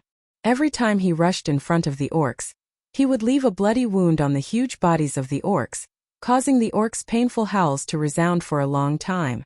In the distance, Noah and a group of girls from Loki's clan watched this scene leisurely, constantly expressing their own thoughts. What fast movements! That little brother seems to be very good at dealing with heavy opponents. Tiona? He's really fast, although he's far from being as fast as Bert, but Bert is a werewolf who's good at speed, and he's also a LV5 adventurer. I guess he wasn't as fast as Bert when he was LV1, right? Tiona, however, compared to that little brother named Bale, that little guy named Lily is really powerful. Tiona. Yeah, I'm surprised. Tiona. Under the words of the Amazon twins, everyone looked at the corner some distance away from the front line. Lily, who was carrying a backpack that was twice as big as her body, stood there. As a supporter with little fighting power, it's not strange for her to be far away from the front line. However, Lily didn't just stand there. Instead, she raised her hand with a serious face, using the crossbow equipped on her arm as a weapon, constantly pulling the bowstring and shooting arrows. Both Tiona and Tiona were confused when they saw Lily's actions at first. This was because orcs were considered to be one of the highest level monsters on the 1st to 12th floors. Although their huge size and fat body made their movements clumsy, they were famous for their monstrous strength and thick fur. They weren't characters that could be killed by mere bows and arrows. Therefore, the twin Amazon sisters didn't know the purpose of Lily holding a crossbow and shooting in the corner at first. It wasn't until a while later that their eyes lit up. They saw that the arrows shot by Lily were not aimed at the orcs, but at the ground. The arrows were shot one after another on the ground, but it just happened to stop the group of orcs who intended to attack from behind Bale, giving Bale a chance to breathe. After he reacted, he immediately brandished his sword and cut the bodies of the orcs. Almost at the same time, Lily's arrows were shot again, but this time they didn't land on the ground. Instead, they were aimed at the orcs who were cut by Bale's short sword. The sharp arrows seemed to have eyes as they pierced into the open wounds of the half-blood beastmen. The half-blood beastmen howled in pain and even slowed down their attacks. Knowing that ordinary arrows would not be able to harm the thick-skinned orcs, Lily had been supporting Bale in such a way, making use of every opportunity she had. If it weren't for Miss Supporter's help, that white-haired young man wouldn't have been able to kill so many orcs so easily, right? Tiona had a whole new level of respect for Lily. I didn't notice that little human Miss Supporter at first. I didn't expect her to be so powerful. Indeed, she has amazing insight and great judgment. Seems like she's a think tank. Tiona began to look at Lily in the eye. She's similar to Leader. However, apart from being smart, Leader's combat strength is also flawless. Naturally, Leafia heard the conversation between Tiona and Tiona as well. Besides, when Lily began to play a role, Leafia was the one who observed Lily's performance the most. Though her level is lower than mine and her combat strength is weak, Miss Lily is the real professional supporter. I have to learn from her. Leafia was a level 3 magic shooter. This level was already considered very high when more than half of the people in Eulalia were only at LV1 on average. However, Leafia was only a newbie in the group of level 1 adventurers in Loki's clan. Although she was considered to be Riveria's successor and often acted with level 1 adventurers such as Ace, Tiona, and Tiona, when the team entered the dungeon, Leafia would usually accompany them as a supporter and learn from the combat methods of her seniors. In this way, she could more or less learn from Lily's method of support, which would allow Leafia, who was usually not very useful, to be of some use. Moreover, she would be of greater use than Lily. After all, Miss Lily is only using ordinary bows and arrows, while I'm using magic. My support will definitely be greater. With that thought, Leafia observed Lily's actions very seriously. On the other hand, Noah and Ace stayed at the back of the team and chatted. From time to time they would glance at Bale, who was fighting with the orcs, and Lily, who was providing support. Seeing Noah and Ace like this, Tiona and Tiona also whispered to each other. "Hey Tiona, don't you think Big Brother and Ace are much closer than before?" Tiona, "Even the atmosphere has changed. Seems like a lot of things have happened that we don't know about." Tiona, "Don't tell me that the two of them have already done that?" Tiona, "It's possible. If Loki knew about this, he would most likely explode." Tiona, "Ace is so cunning. She actually found such a good man in secret." Tiona, "I'll have to interrogate her properly when we get back." Tiona, the two sisters gathered together and snickered. Leafia, who was studying seriously at the side, almost lost her train of thought. She glared fiercely at Noah. Noah, who was chatting with Ace, felt a chill run down his spine. His expression stiffened. Ace tilted her head and asked in confusion, "What's wrong?" "Nothing." Noah scratched his cheek and spread his hands helplessly. "I'm just feeling a little emotional about your popularity." Popularity? Ace was even more confused. "Forget it." Noah stretched out his hand and patted Ace's head amusedly. "You won't understand even if I tell you." Ace's face was instantly filled with confusion, but when Noah patted her head, her pretty face couldn't help but show a hint of shyness. "Ah!" At the same time, a few screams rang out. "Over there." Leafia finally couldn't stand it anymore. "Put your hand down. Big Brother and Ace are really together," Tiona said excitedly. "I found out." "When did this happen?" Tyogni's face was filled with curiosity. "You'll have to explain it later." At the same time, Bale, who was fighting with the orc, was almost hit by a club. Lily's attention was also distracted, causing the originally solemn scene to become chaotic. Noah could only smile bitterly at this. "What's going on?" Chapter 1980. After spending about 10 minutes, Belle and Lily finally dealt with a group of orcs in the chaos and arrived before Noah. "Lord Noah," Lily grumbled. "Please don't distract Lily and the others while flirting with the girls, alright?" Bale didn't say anything when Lily grumbled, but he looked at Noah with resentment and envy. What's there to be envious of? Envious of the intimate interaction between Noah and AIC. Bale blushed as he looked at AIC, who was standing beside Noah with her head tilted. She didn't seem to understand the current situation. It had to be said that Bale's bashful appearance really gave people goosebumps. Ever since he decided to enter the underground city with the girls from Loki's clan, Bale had been bashful all the way. When he wasn't fighting, he would hide at the back and peek at Ike's. This made Leafia want to raise her wand and blast a fireball at Bale's face countless times. It wasn't because Leafia was overprotective of AIC. Although this was more or less a factor, the main reason why Leafia had such an impulse was that Bale, a grown man, was actually acting coy like a young girl in love. She really couldn't help but want to beat him up. If it wasn't for the fact that Bale would get serious once he entered battle mode, perhaps even Leafia, Tiona and Tyan wouldn't be able to stand it. Of course, Noah wasn't surprised. After all, Bale was someone who looked forward to meeting in the underground city.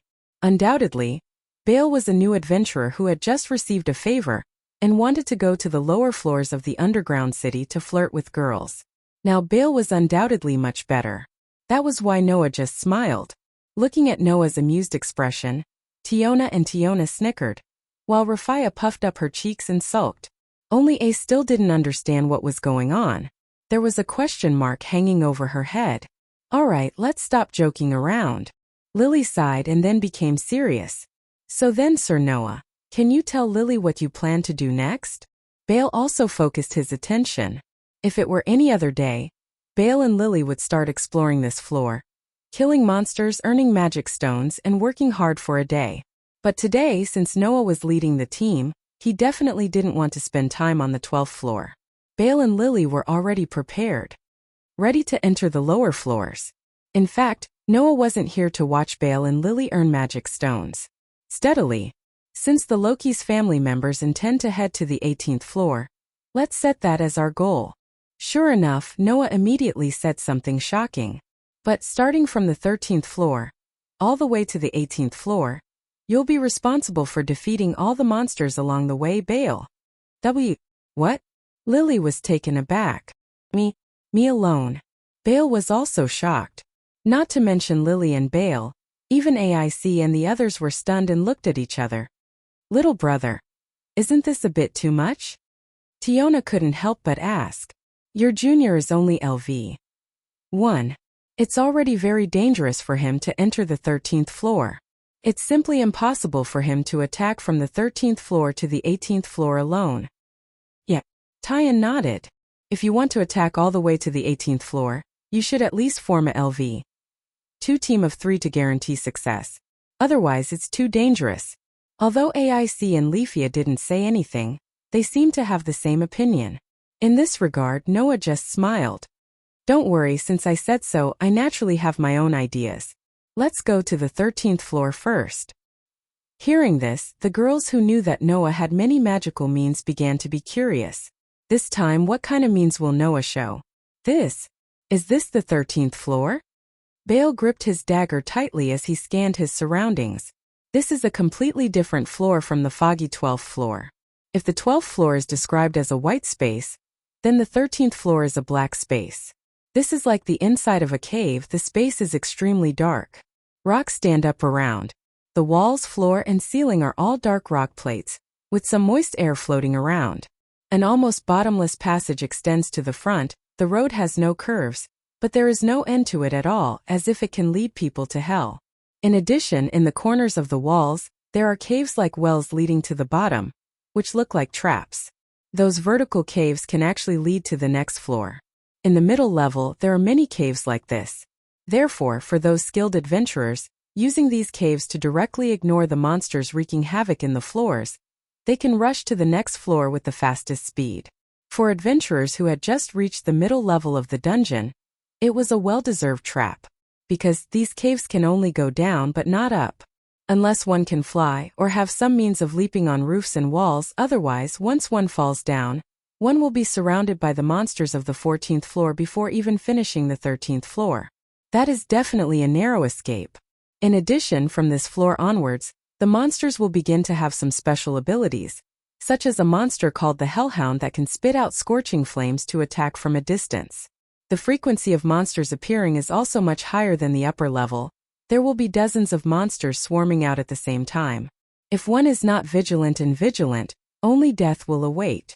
Not only Bale, but even Lily, who had been to the 17th floor with Noah, was on high alert when she thought of the things that she had to pay attention to.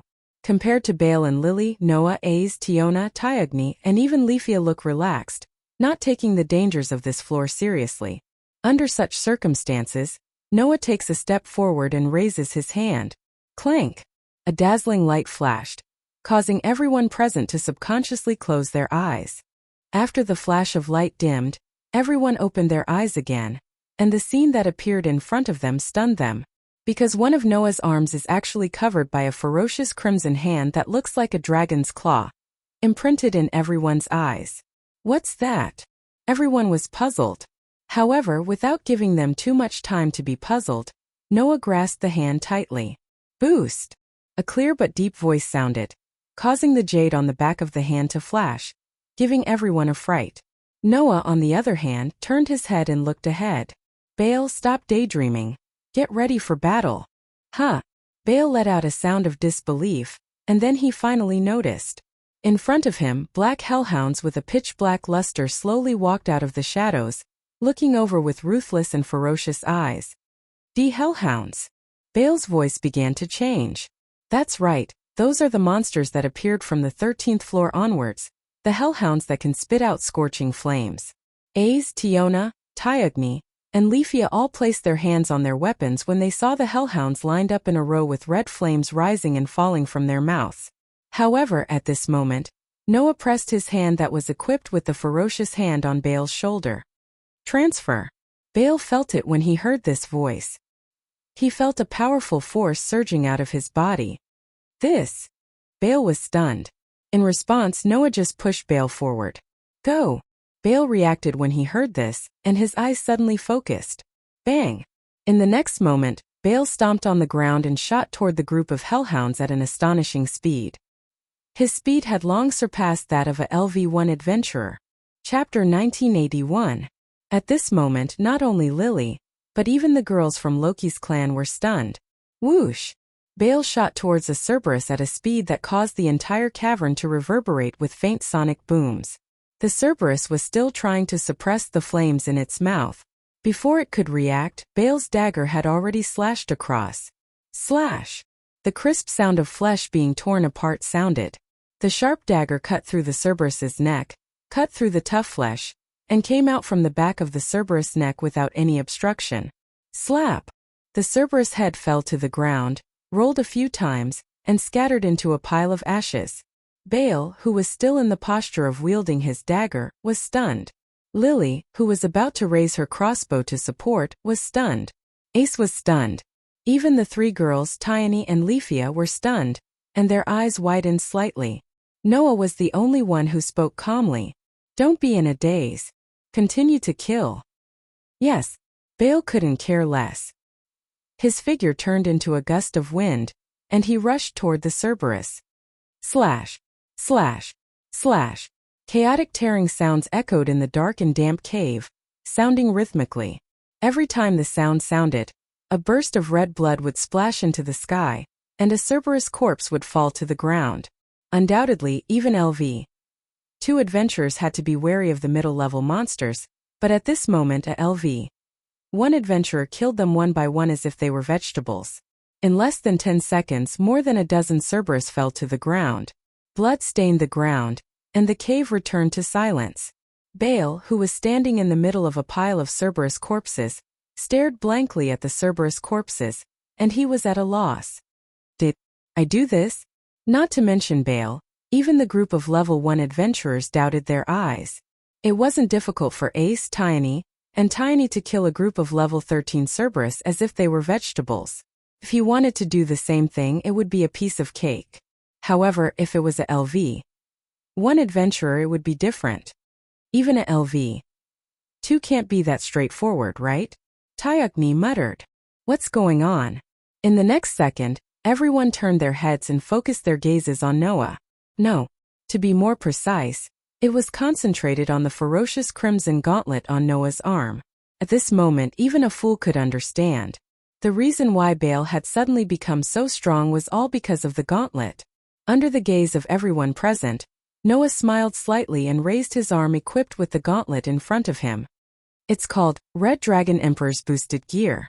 As a weapon, its performance is almost negligible, but it has a powerful ability. It can double the power every 10 seconds, and the power can be transferred to other individuals. The duration of the effect depends on the number of times it is doubled. Hearing this sentence, how could everyone not understand? The reason why Bale suddenly became strong was because Noah increased his power. It can double the power every 10 seconds? Everyone felt dizzy. Doesn't that mean that as long as you have this gauntlet, let alone a LV 5 adventurer, even a LV 6 or LV 7 adventurer can compete with it? Moreover, if there is no limit to the doubling, how strong will you become in the end? Stronger than a god? No. Impossible. Leafia was really shaken. How can such a tool exist? Isn't this too unfair? Tyone, Tyone, Lily, and Bale also looked at each other, and for a moment they were speechless. Only Ace stared closely at Noah's gauntlet, and her eyes could no longer move away. Double the power every 10 seconds. Such an ability was like a divine artifact that she had been yearning for in her dreams, since she was constantly pursuing power. Clearly knowing everyone's thoughts, Noah curled his lips. Okay, don't be surprised. Although the ability is very powerful, it is not as terrifying as you think. Not to mention the problem of maintaining the doubled power. the number of times it can be doubled according to each person's strength and weakness. Simply put, this ability can indeed be infinitely strengthened, but the target who can bear the doubled power has its own limit. Can't really be infinitely strengthened. Even so, it's quite amazing, right? Not to mention other things, as long as the power can be doubled once or twice, it is not impossible to challenge a higher level.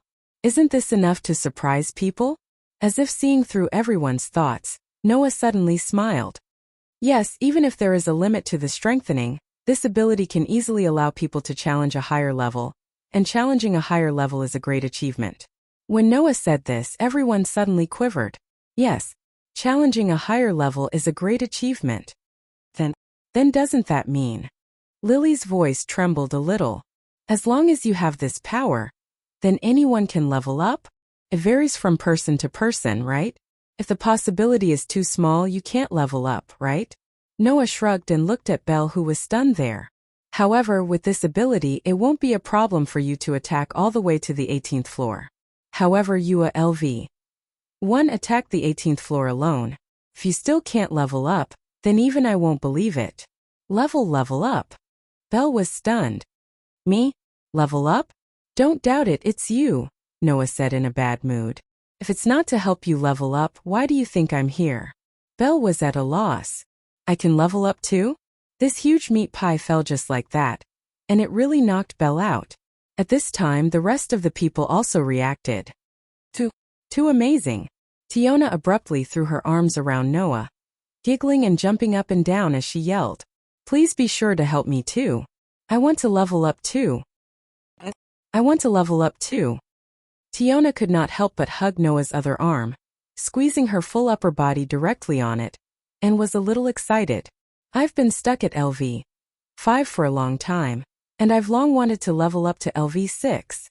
Leafia and Lily did not say anything, but their eyes were also full of hope when they looked at Noah.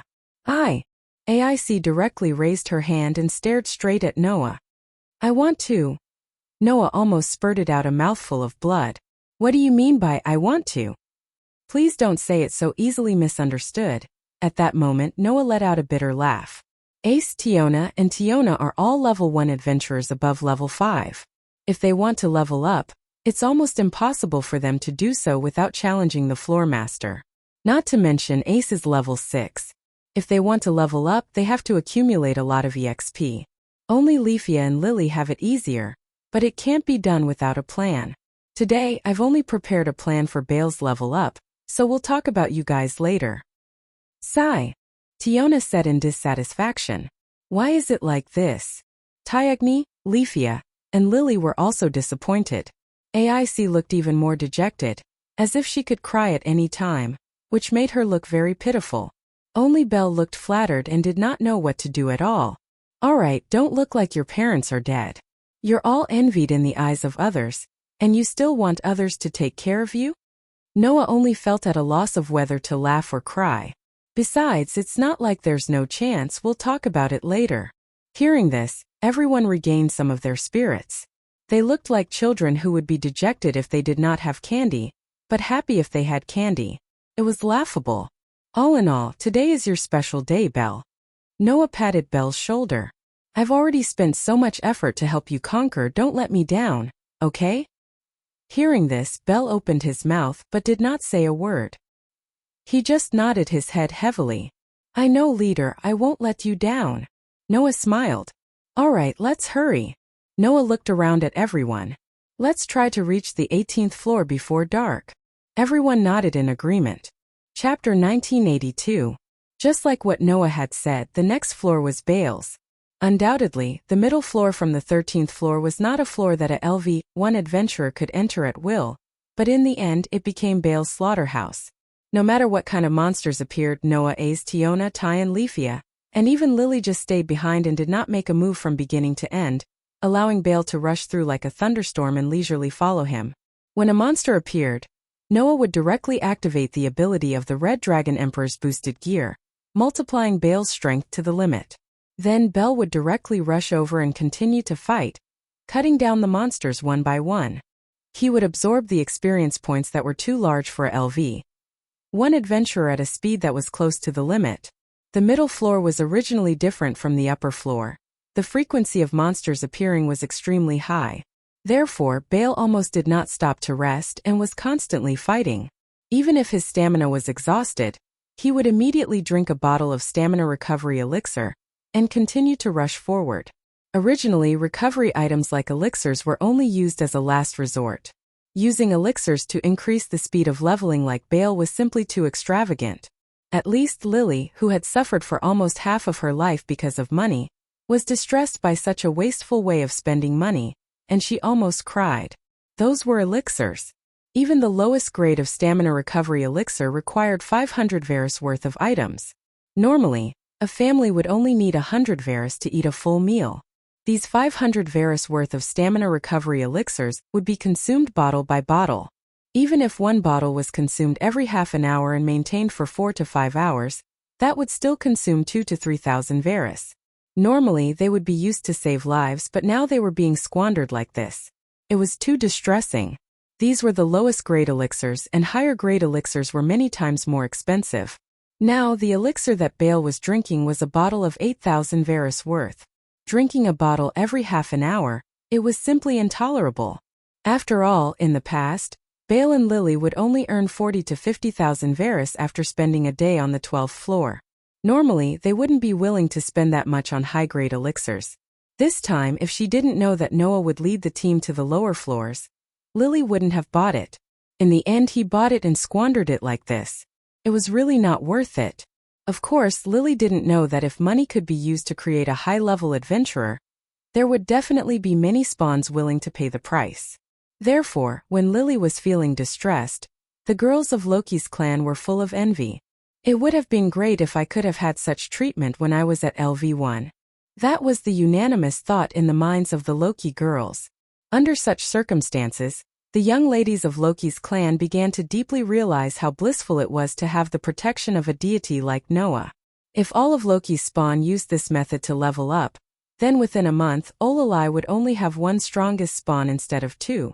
At this time, even AIC couldn't help but have a thought. It would be great if Noah could join the Loki's clan. Thinking about it, it's possible. It's not against the law. While thinking so, the girls watched as Bale rampaged all the way from the 13th floor to the 17th floor. During the whole process, Bale was only responsible for killing the enemies, and the one who collected the magic stones and dropped items was Lily, his support. So with Bale's hard work, Lily's backpack was full by the time they reached the 17th floor. If this bag of magic stones and dropped items were taken to the exchange shop on the ground, it could be exchanged for at least hundreds of thousands of Varus. At the thought of this gain, Lily felt a lot better in her heart. Then everyone arrived in front of a huge cave. Flame lightning. Along with Belle's shout, a lightning-like flame flashed past, piercing through space and shooting toward the Minotaurus with the head of a cow and the body of a human. Boom! Amidst the muffled explosion, the level 2 Minotaur was directly hit in the chest by the lightning-like flame, and a large amount of blood spilled out. It slowly fell to the ground and scattered into a pile of ashes. Phew! Bale heaved a sigh of relief, wiped the sweat on his forehead, and muttered somewhat anxiously and excitedly. Even a level 2 Minotaurus can be defeated. Back then, when they first encountered the Minotaur under Noah's lead, it was when the Loki's clan was returning from an expedition, which caused a group of Minotaur to go berserk. As a result, it caused them to flee en masse, and one of them even ran to the upper floor and came in front of the inexperienced Bale. At that time, as a rookie adventurer, Bale, who did not know the immensity of heaven and earth, asked Noah to bring him to the lower floors, and encountered the Minotaur on the 7th floor. Bale clearly remembered how embarrassing he was in front of the huge Minotaur at that time, and how he was so scared that he didn't dare to move. Now, he had finally defeated a Minotaurus. At the thought of this, Bale's mood became excited. Just as Bale planned to continue to work hard and continue to fight to level up, there was not a single monster around him. Why is there no more? Bale was stunned. Lord Bale, please take a closer look. Lily walked up inside as she threw the magic stone of the Minotaur into her backpack. We have already come to the entrance of the 18th floor. This is the room of the level 4 floor master, Goliath. It's impossible for any monster to come close. The floor master of LV. 4? Belle's excited mood suddenly turned cold as if he had been splashed with cold water. Even if a monster of that level was strengthened to the limit with Belle's current strength, it was absolutely impossible to win in a one-on-one battle with a monster of that level, right? After all, Belle was still too weak, and the number of times he could multiply was limited. Even if he strengthened to the limit, he could only reach level 4. A level 4 adventurer and a level 4 floor master. In a one-on-one battle, the former's probability of winning was almost less than 1 in 10. This was a well-trained level 4 adventurer with superb combat skills. For an adventurer like Bale who used tricks to reach level 4, but his combat skills were still at level 1 in front of Goliath, it was estimated that it would only take a few punches, right? Can I challenge such a monster alone? Of course not, Noah said grumpily as he approached. Otherwise, I would have let you challenge the floor master directly. Why would I let you come down from the 13th floor? With that said, Noah pouted at the corner of the cave. Besides, the floor master has been defeated, didn't you see? Bale finally saw it clearly. On the side of the huge cave, the ice crystal-like wall had long been shattered into pieces, and all the gravel and debris were piled up together. It looked very messy. Was the floor master defeated? Leafia tilted her head and asked doubtfully. I haven't heard any news about this. The room where the floor master was located had an entrance to the 18th floor of the safety floor. For the adventurers who needed to go down, the floor master was an existence that could not be ignored. Therefore, whether the floor master was defeated or not was very important, and many people would pay attention to this news. If the floor master had been defeated, the news should have spread. In response, Noah said, Don't worry. Because he was defeated yesterday, the news hasn't spread yet, right? Huh. Leafia was suddenly stunned. How do you know? Of course I know, Noah said calmly. Because I took care of it when I went back yesterday. Leafia choked directly. Bale looked at Noah with an indescribable expression, not knowing what to say. Even if he was strengthened beyond specifications, he had no chance of winning, but the head commander could easily kill him. It was really incomparable. Okay, after a busy day, we finally reached the entrance to the 18th floor. Noah clapped his hands. Let's go in and have a good rest. We will continue tomorrow. Everyone nodded in agreement. Unknowingly, Noah had become the leader of everyone. Chapter 1983. When Noah and the rest arrived at the 18th floor through the tunnel in the depths of the cavern where the floor master was, Bale was stunned by the scene before him. There was a vast grassland in front of him. At the end of the grassland was a forest with dense trees, and a river that emitted the sound of flowing water. Above their heads at the top of the floor, countless crystals grew seamlessly like a forest of ice, sprinkling rays of sunlight down. The fresh air and beautiful environment were completely different from the underground labyrinth filled with monsters. Bale stood there in a daze. See, Commander? Bale asked, his eyes wide and his tongue tied. Is this a dungeon? Bale couldn't be blamed for asking such a question. The environment and atmosphere of the 18th floor were too different from the labyrinth filled with monsters. It made him wonder if this was a dungeon. Even Lily, who had been here once, was amazed by the scenery before her, let alone Bale, who was here for the first time. How is it? Isn't it incredible? Tiona said with a grin. But this is undoubtedly a dungeon. This is the first safe floor of the dungeon. Once we reach this floor, we don't have to worry about safety, Tiona said. Everyone can rest here without worry. But what should we do next? Leafia carried a large backpack and looked into the distance.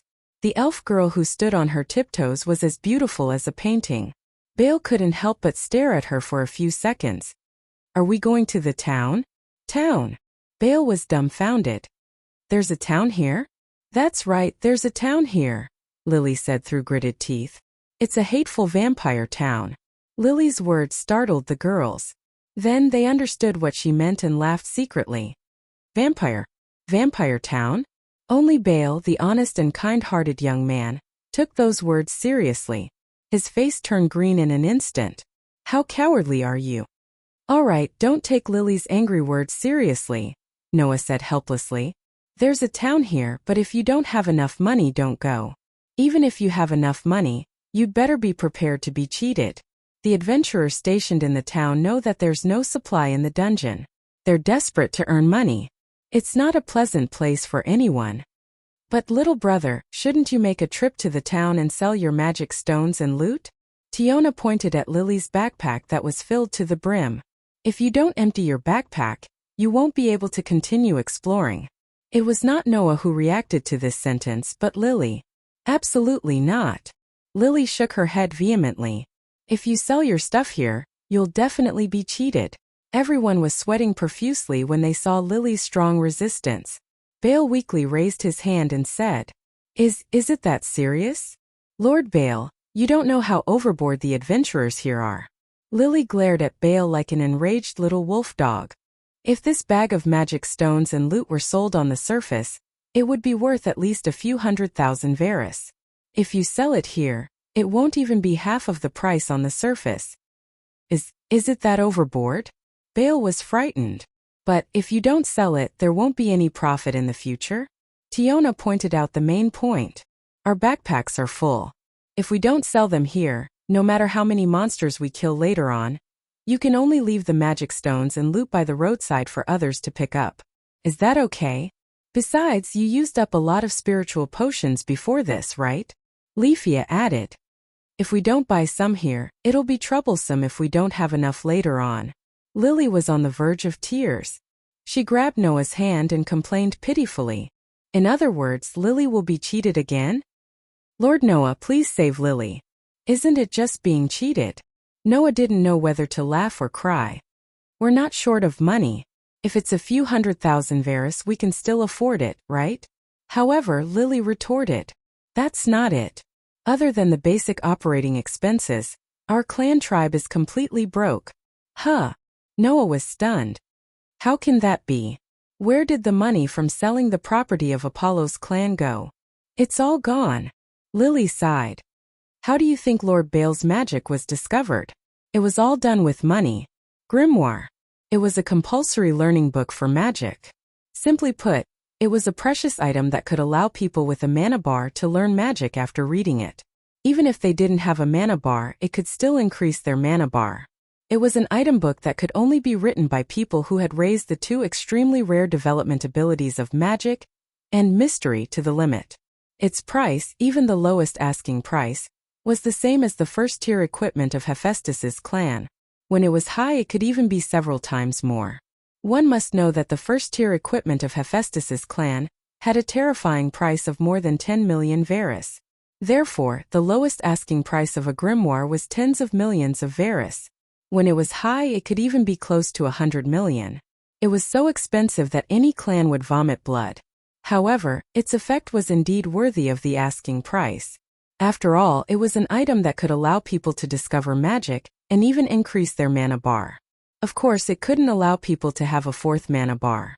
There had always been only 3 spells that could be provided by the ability value to the person who received the favor. Even Noah was no exception.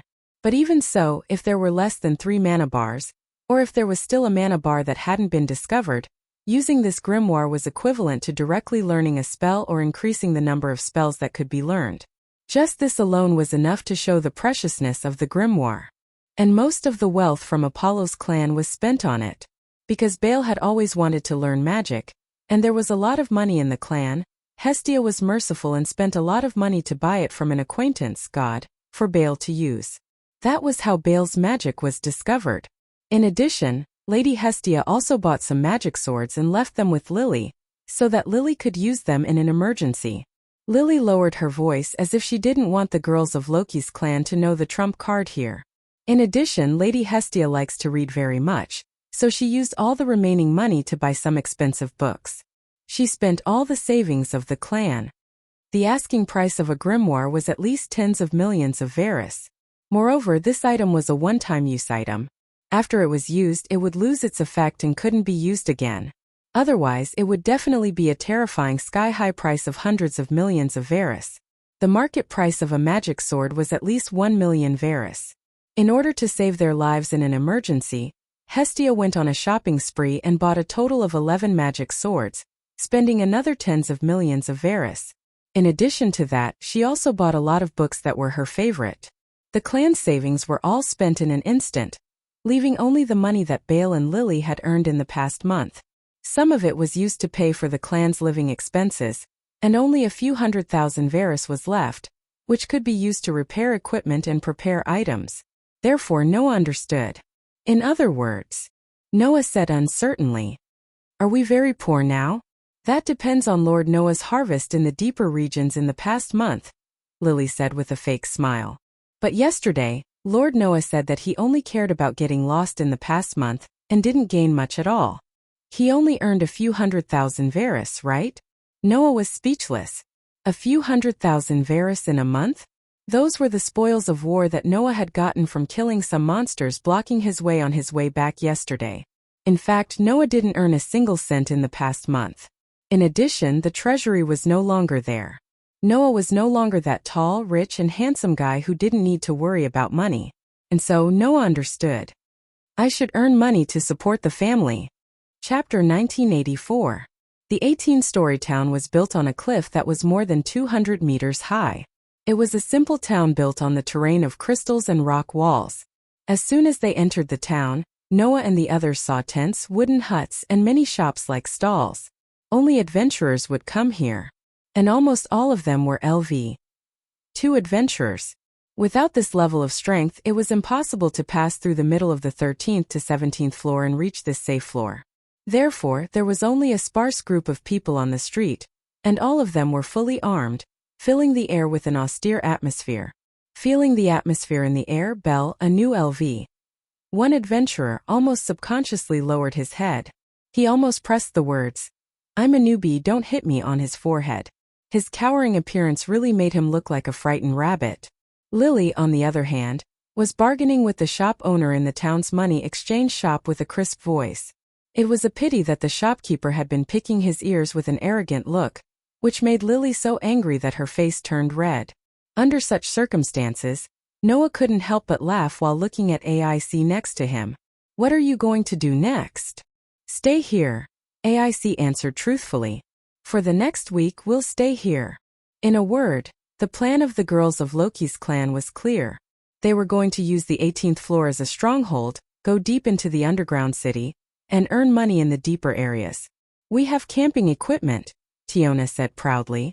"So we'll find a place to camp. If we stay here, we'll be cruelly ripped off.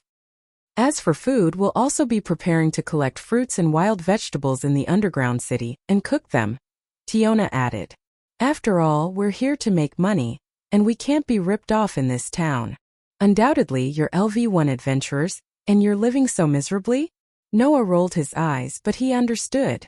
Adventurers are probably used to this kind of life, right? Moreover, the environment of staying in the town was not necessarily better than camping. After all, the inn was simply built with wood, and it was difficult to not leak wind, let alone rain.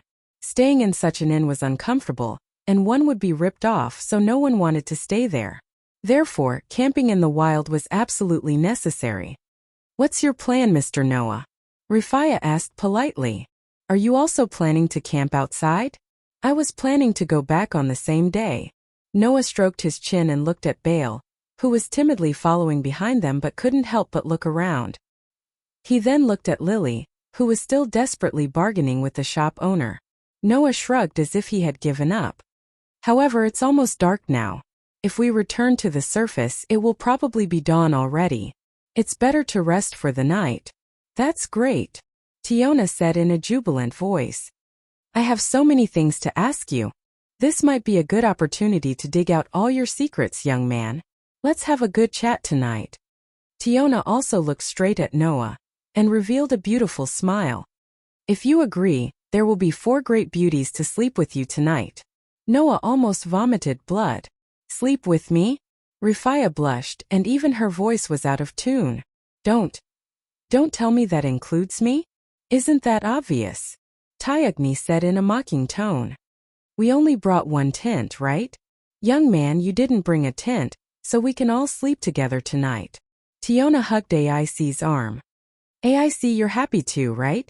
"No, I didn't." AIC stole a glance at Noah. Her pretty face turned slightly red as she stuttered. "I didn't think that way." Unfortunately, her shy and bashful appearance made people feel that she was not persuasive at all. As for Bale, His face was already so red that it was about to explode. "I'll everyone sleep together. Sleep with Miss Wallenstein." Bale almost couldn't catch his breath. His face was as red as a monkey's butt, and he almost farted. "No, no. Absolutely not." Rufia resisted fiercely, and shook Tiona's hands as if begging for mercy. "I can't. If I sleep with a man, I'll definitely die." "Why are you so stingy, Rufia?" Tiona said unhappily. "It's not like I'll lose anything." "That's right." Tioni nodded in agreement. "You don't hate young man Noah either, right? Why don't we use this opportunity to improve our relationship?" Not hating him and sleeping with him are two completely different things. Rufia was on the verge of tears. She then glared at Bale with teary eyes. "Besides, Mr. Noah isn't the only man here." "Oh right." Tiona seemed to have just remembered this and looked at Bale. "Young man's junior is here too. There's no other choice." Tiona sighed. Just as Rufia thought that she was going to give up, she said to Bale, "Young man Bale, why don't you be in charge of the night watch?"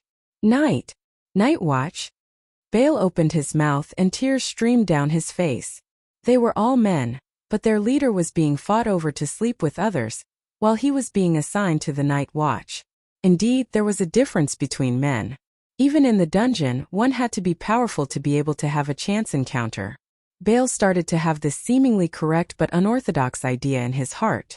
Just as Noah was going to be the one to sleep with and Bale was going to be the one to keep watch, there was a sudden commotion in front of them. Noah and his companions were startled. They turned their heads and looked ahead. He saw that not far ahead, a group of people were gathered together, as if they were watching a show, chattering non-stop. "What's wrong?" Tiona was puzzled. "What happened?" Tiona, on the other hand, grabbed an adventurer who was about to join in the fun and asked him directly, "Hey, what's going on ahead?" I don't know."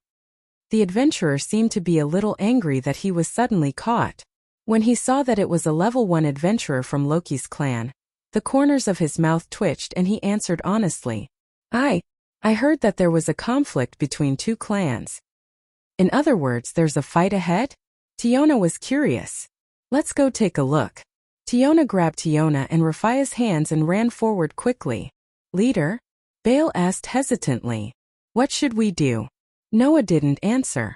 Instead, he exchanged glances with AIC, nodded and walked forward. At this moment, Tiona had already brought Tiona and Rufia to the back of the crowd. "Let us pass." Seeing that Tiona was about to rush in, a huge commotion broke out in the crowd. Isn't that the level 1 adventurer from Loki's clan? Get out of the way." The crowd instantly dispersed, allowing Tiona, and Rufia to pass through the separated path easily. Noah, AIC, and Bale followed behind and arrived at the center of the commotion. Finally, they saw two groups of people confronting each other. It was very easy to recognize the two groups of people. As for why, the reason was very simple. It was because one side was full of men, and the other side was full of women. The men were a group of fully armed adventurers. The women were a group of scantily clad Amazons. That was practically no different from being completely naked. The brazen attire that would cause one's heart to burn with lust made the innocent Leafia and the innocent Bale's faces turn red. They were so embarrassed that they were flustered. Tiona were the only ones who were surprised to see the two groups of people confronting each other. "Aren't they from Freya's clan and Ista's clan?" "It's actually those two clan tribes." "Ista's clan?" AIC and Rufia were slightly startled. "Freya's clan?" Noah raised an eyebrow and narrowed his eyes slightly. He didn't expect to meet Freya's clan in this place. Was it a coincidence? Or was it a trick of the infatuated goddess? But since Ista's clan is here, the possibility of the former is higher. After all, Ista's clan was the sworn enemy of Freya's clan. Chapter 1985. Near one of Eulalie's 8 main avenues, the Southeast Avenue, there was a happy street. As the name implied, it was a night street that could make men linger and forget to return. Almost all the shops on that night street were brothels. Of course, almost all the people who lived there were prostitutes. And the clan that had the happy street as its sphere of influence was Ista's clan. Most of the members of Ista's clan were Amazons. The ratio of men to women in the clan was 1. 9. And they ran brothels in the southeast block of the city. It was said that the daily income of the brothels of Ista's clan accounted for more than 40% of the total income of the entire Happy Street. Moreover, in addition to the commercial clan that ran the brothels, Ista's clan was also a very famous exploration clan. Among the members of the clan, the Amazons who were responsible for fighting were known as the battle prostitutes, and most of them were adventurers above LV3. Among them, the leader of Ista's clan was a LV5 level 1 adventurer. Of course, this was not the most important thing. The most important thing was that the main god of Ista's clan, Ista herself, was a goddess of beauty like Freya. That was to say, Ista was also a goddess of beauty.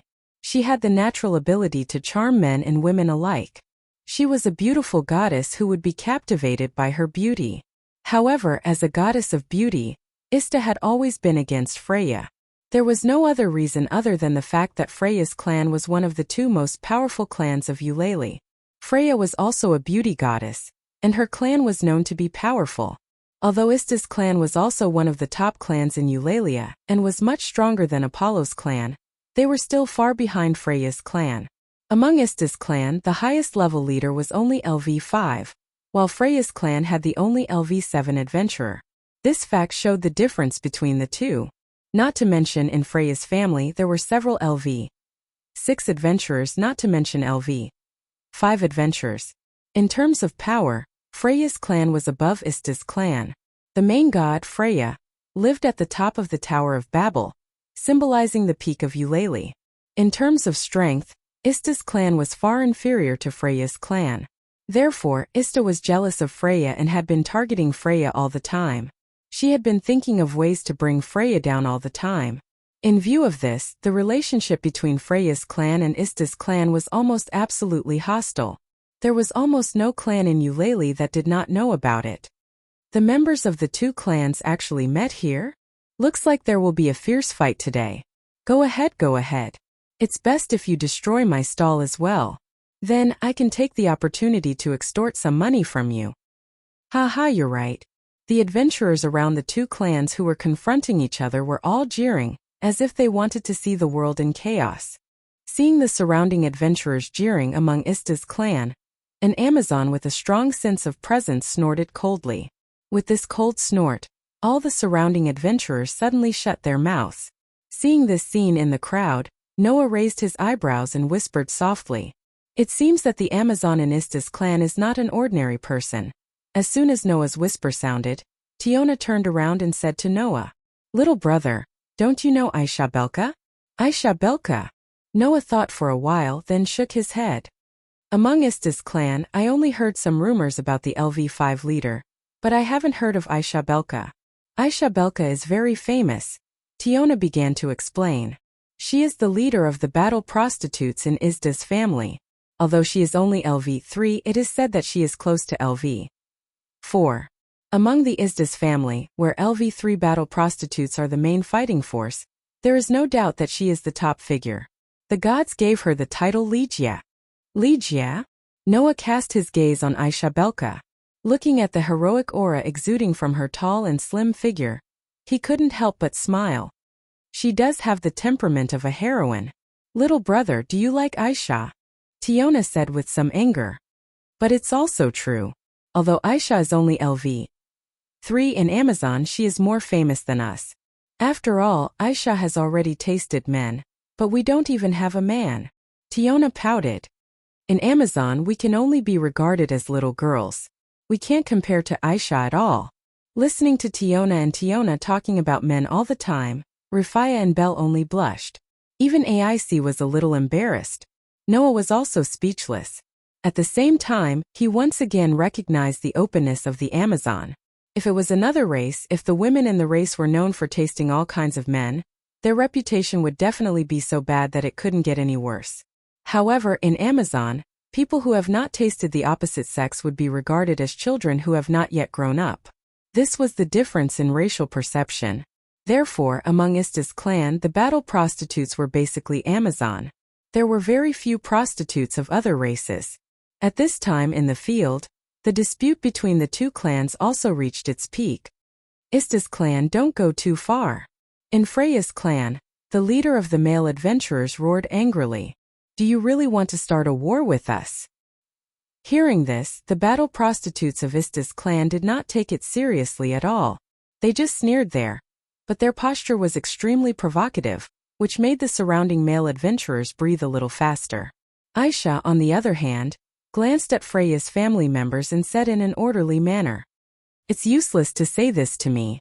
When we heard that you were doing something in the underground city, Goddess Ista told us that no matter what you are planning to do, we only need to destroy it. So, if you have any complaints, go talk to our Lord God. This sentence made Freya's clan clench their teeth in anger. Too arrogant. Damn Ista's clan. We are here under the noble order of the goddess. Who would waste time playing games with you bunch of sluts?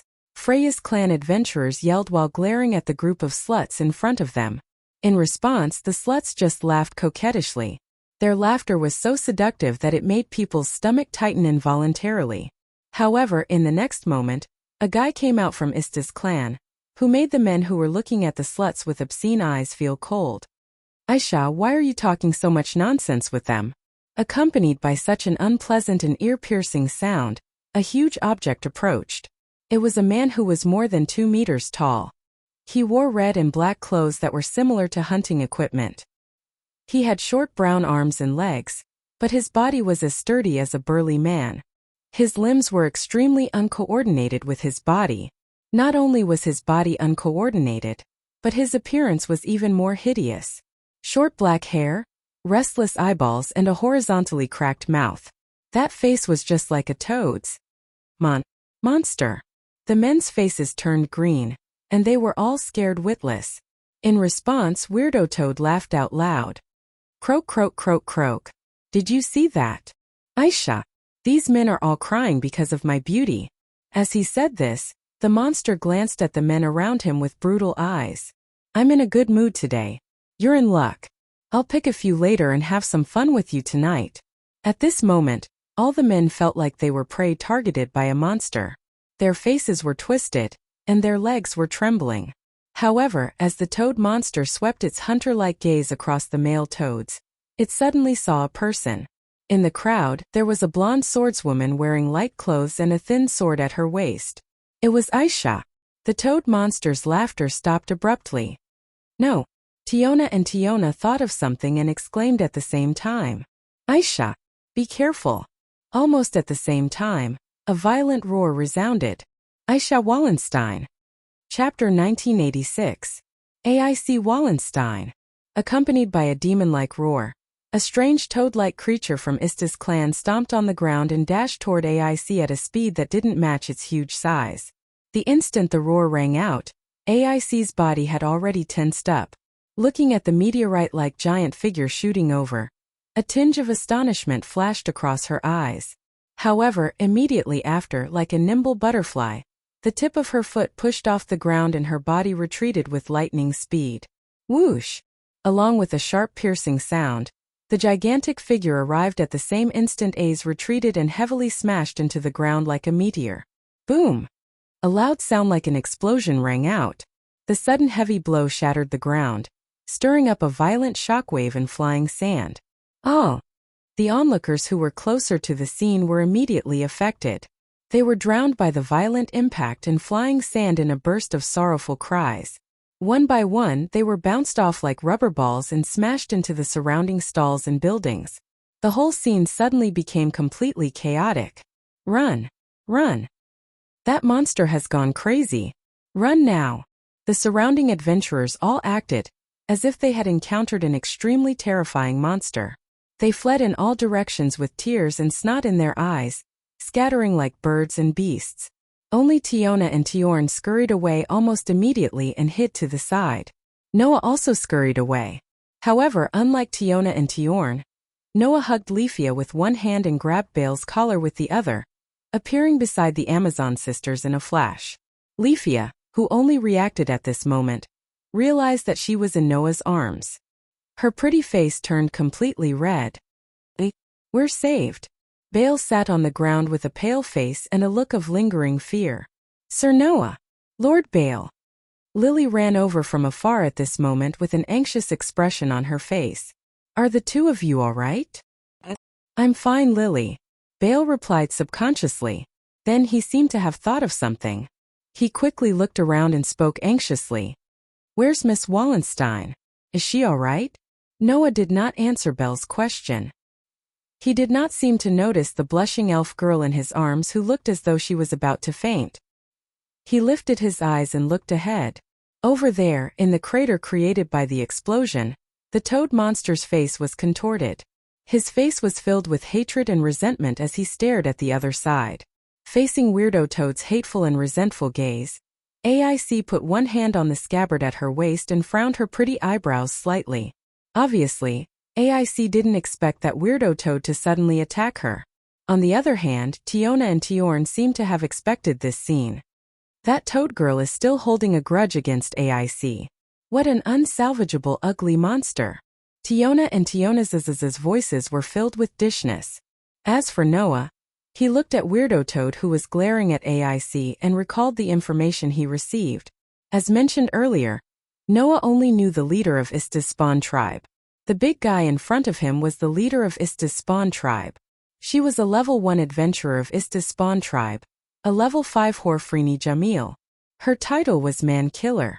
She was undoubtedly an ugly monster, but she thought she had unparalleled beauty, and often forced men to have fun with her until they were squeezed to death. Ace Wallenstein, cried Franny in a voice close to a growl. You actually dare to appear in front of me? Frini Jamil. AIC's pretty eyebrows furrowed deeper and deeper. She tilted her head and asked with a puzzled look, Why did you attack me? She tilted her head in confusion, her pale golden hair flowing down to her waist, reflecting the dazzling light of the sun and reflecting the breathtakingly beautiful face. Freeny's large face contorted in disgust. Why did I attack you? Freeny laughed with a sharp and unpleasant voice. Because I want to. Can't I? Now, if AIC still didn't understand that Freeny was deliberately looking for trouble, then she wasn't a natural but an idiot.